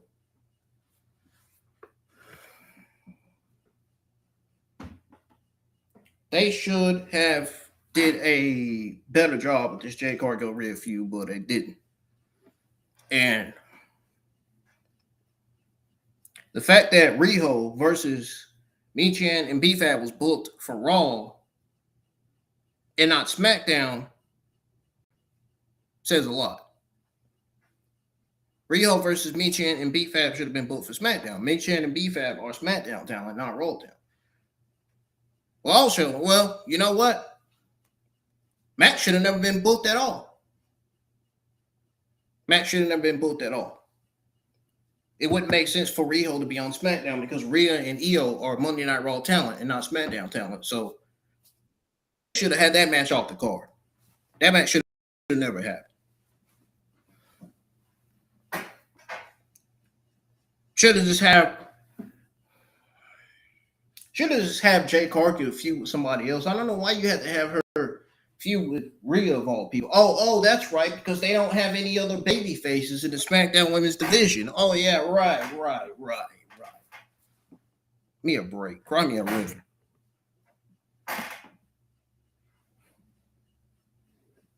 But seriously, I've literally been right for years about the WWE Speed show and why they shouldn't have those Speed Men's and Women's Championships on television.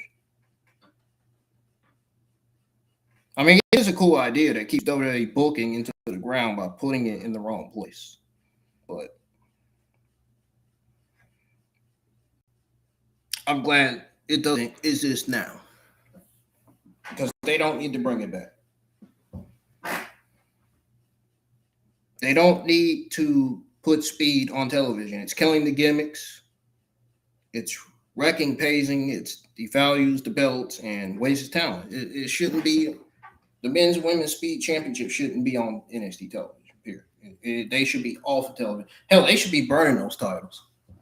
Getting rid of them.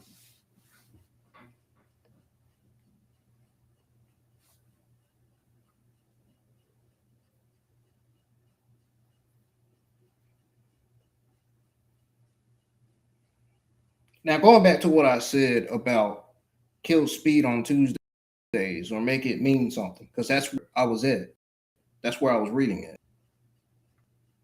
Pre-tape them and air one banger per month with stakes and not weekly cold matches. You got to build a real tag division again. Moreau, Drake, Pasley, Hill, Briggs, Jensen, and Hang It Tank, D'Angelo family. Well, the D'Angelo family is split up, so you can't mention them anymore.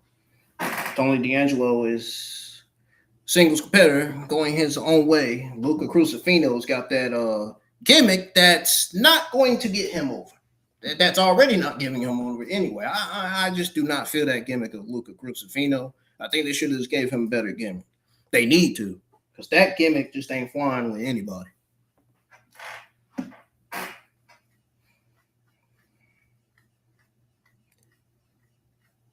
I mean, even Tony D'Angelo, but honestly, I would rather go with Tony D'Angelo's gimmick than Luca Crucifino. I mean, at least Tony D'Angelo's gimmick had a meaning. At least he had his goals achieved in this new gimmick. I mean, look, he's the new NXT champion in this new gimmick he got going on. At least that gimmick is better than Luca Crucifino's gimmick. Not the other way around.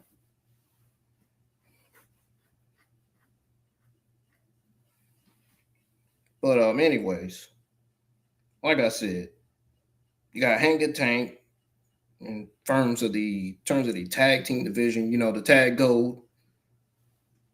Tag team gold should feel like a prize. Speaking of that. And not a problem. And for God's sake, decide who the next 3 call-ups are. Start giving them wins, promos, and main events now, so they don't debut on Raw with zero momentum. God, that would be bad. That would make them look bad on TV. If you get them zero momentum, do you know what that would do to the talent? I know some people that some of my ex-followers know what zero momentum would do to talent. They know. They know like I know, man. It kills the vibe of the show. It kills their gimmick. It just ruins them all together.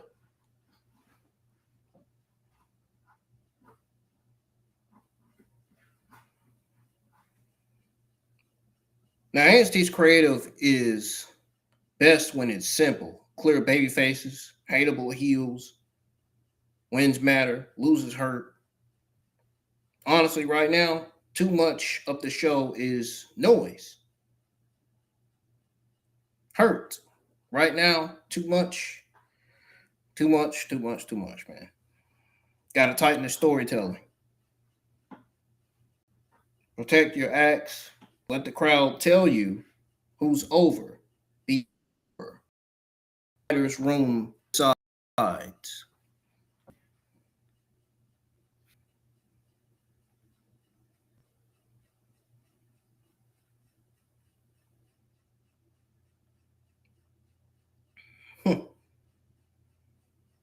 Yeah, I think I'm done for the night.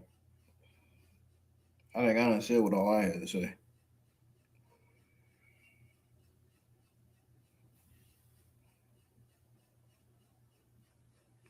Oh, by the way, before I do end the stream, I want to give you guys the lineup for the quick look ahead to NXT Revenge. And you're showing MVP and LVP. Also, one line on the brand direction, call to action for your audience, and a sign-off line. All right. So here's the closing bits that I'm going to bring up here. I'm going to add. So we're going to start with ahead to NXT Revenge. So we got Lola Vice versus Jacy Jayne 2 for the NXT Women's title, officially set for NXT Revenge next week. Tony D'Angelo versus Ethan Page. Feels like it's next. Carver's running through big men. Who's stomping? Who's stopping? Who's stopping? And can DarkState actually get a win before the group's completely buried? Give people a definitive takeaway in terms of my show, MVP and LVP. MVP, honestly, Tatum and Charlotte Hill. Chaotic over best match of the night from these two. They teamed up against Jackson Drake and Blake Monroe in that mixed tag team match. You know, a mixed man and women's tag team match is, you know, man and woman going against man and woman, you know, that sort of thing. Now, the LVP, honestly, the LVP goes to the show pacing and that main event promo spot. It killed Vice plus Jane for no reason. And like I said, like I've been saying for weeks and weeks and weeks, NXT has the talent to be best 2 hours in wrestling. But booking keeps stepping on itself. Protect acts, stop the 50-50, let wins mean something. Simple as that. Ladies and gentlemen, drop your grade for the show and your MVP below. Now, I gotta ask y'all, seriously, was I too high or too low on DarkState, for real? Who y'all got at Revenge next Tuesday night? I'll be live next Tuesday night for Revenge. Who y'all got, Lola or JC? Let me know.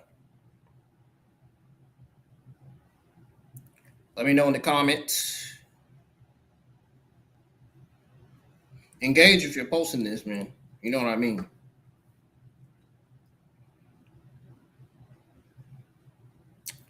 Well, folks, that's the NXT Stand Deliver Fallout. Some heat, some misses, same NXT. We're back next Tuesday for Revenge. I'll be live for that show, and I appreciate y'all rocking with me last night for NXT. And no, NXT was not last night. It aired Tuesday night. I was live to watch NXT from Tuesday night. I was live for y'all, really.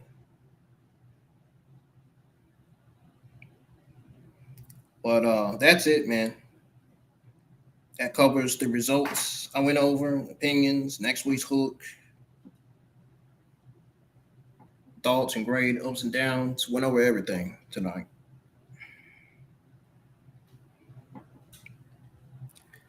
Gonna be live for Evolve tomorrow night, so make sure you turn on your notifications. To everybody that tunes in, that normally tunes in to my live chats for Evolve, tune in tonight. Tune in tonight. Definitely tune in tonight. Today is Thursday, so we'll be live for Evolve Season 2, Episode 6 that aired on Tubi yesterday night while I was live watching the Stand and Deliver Fallout episode of NXT. The schedule will be back to normal next week. So, Friday, I'll be live for SmackDown, and Saturday, I'll be live for Lucha Libre. And then Sunday is my usual night off, and then we'll be back live for Raw. And I'm going to use the exact same thumbnail that I had used for my previous Monday Night Raw watch-along, which was going to be last week, or this week, actually. But, yeah, I took Monday off because I had some stuff going on with the Netflix and VPN stuff and everything else.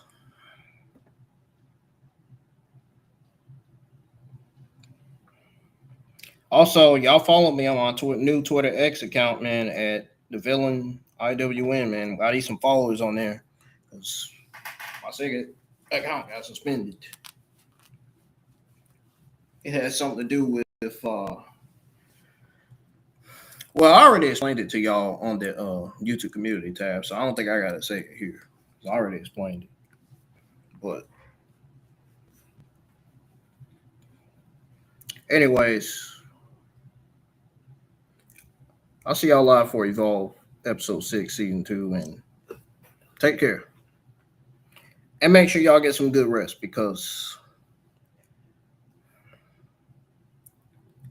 here lately, I've been getting good rest and I've been getting bad rest, if you know what I mean. Well, goodbye for now, y'all.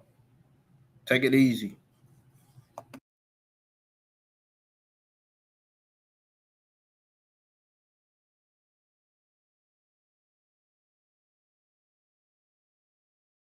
And enjoy your Thursday morning and Thursday afternoon. See y'all tonight for Evolve.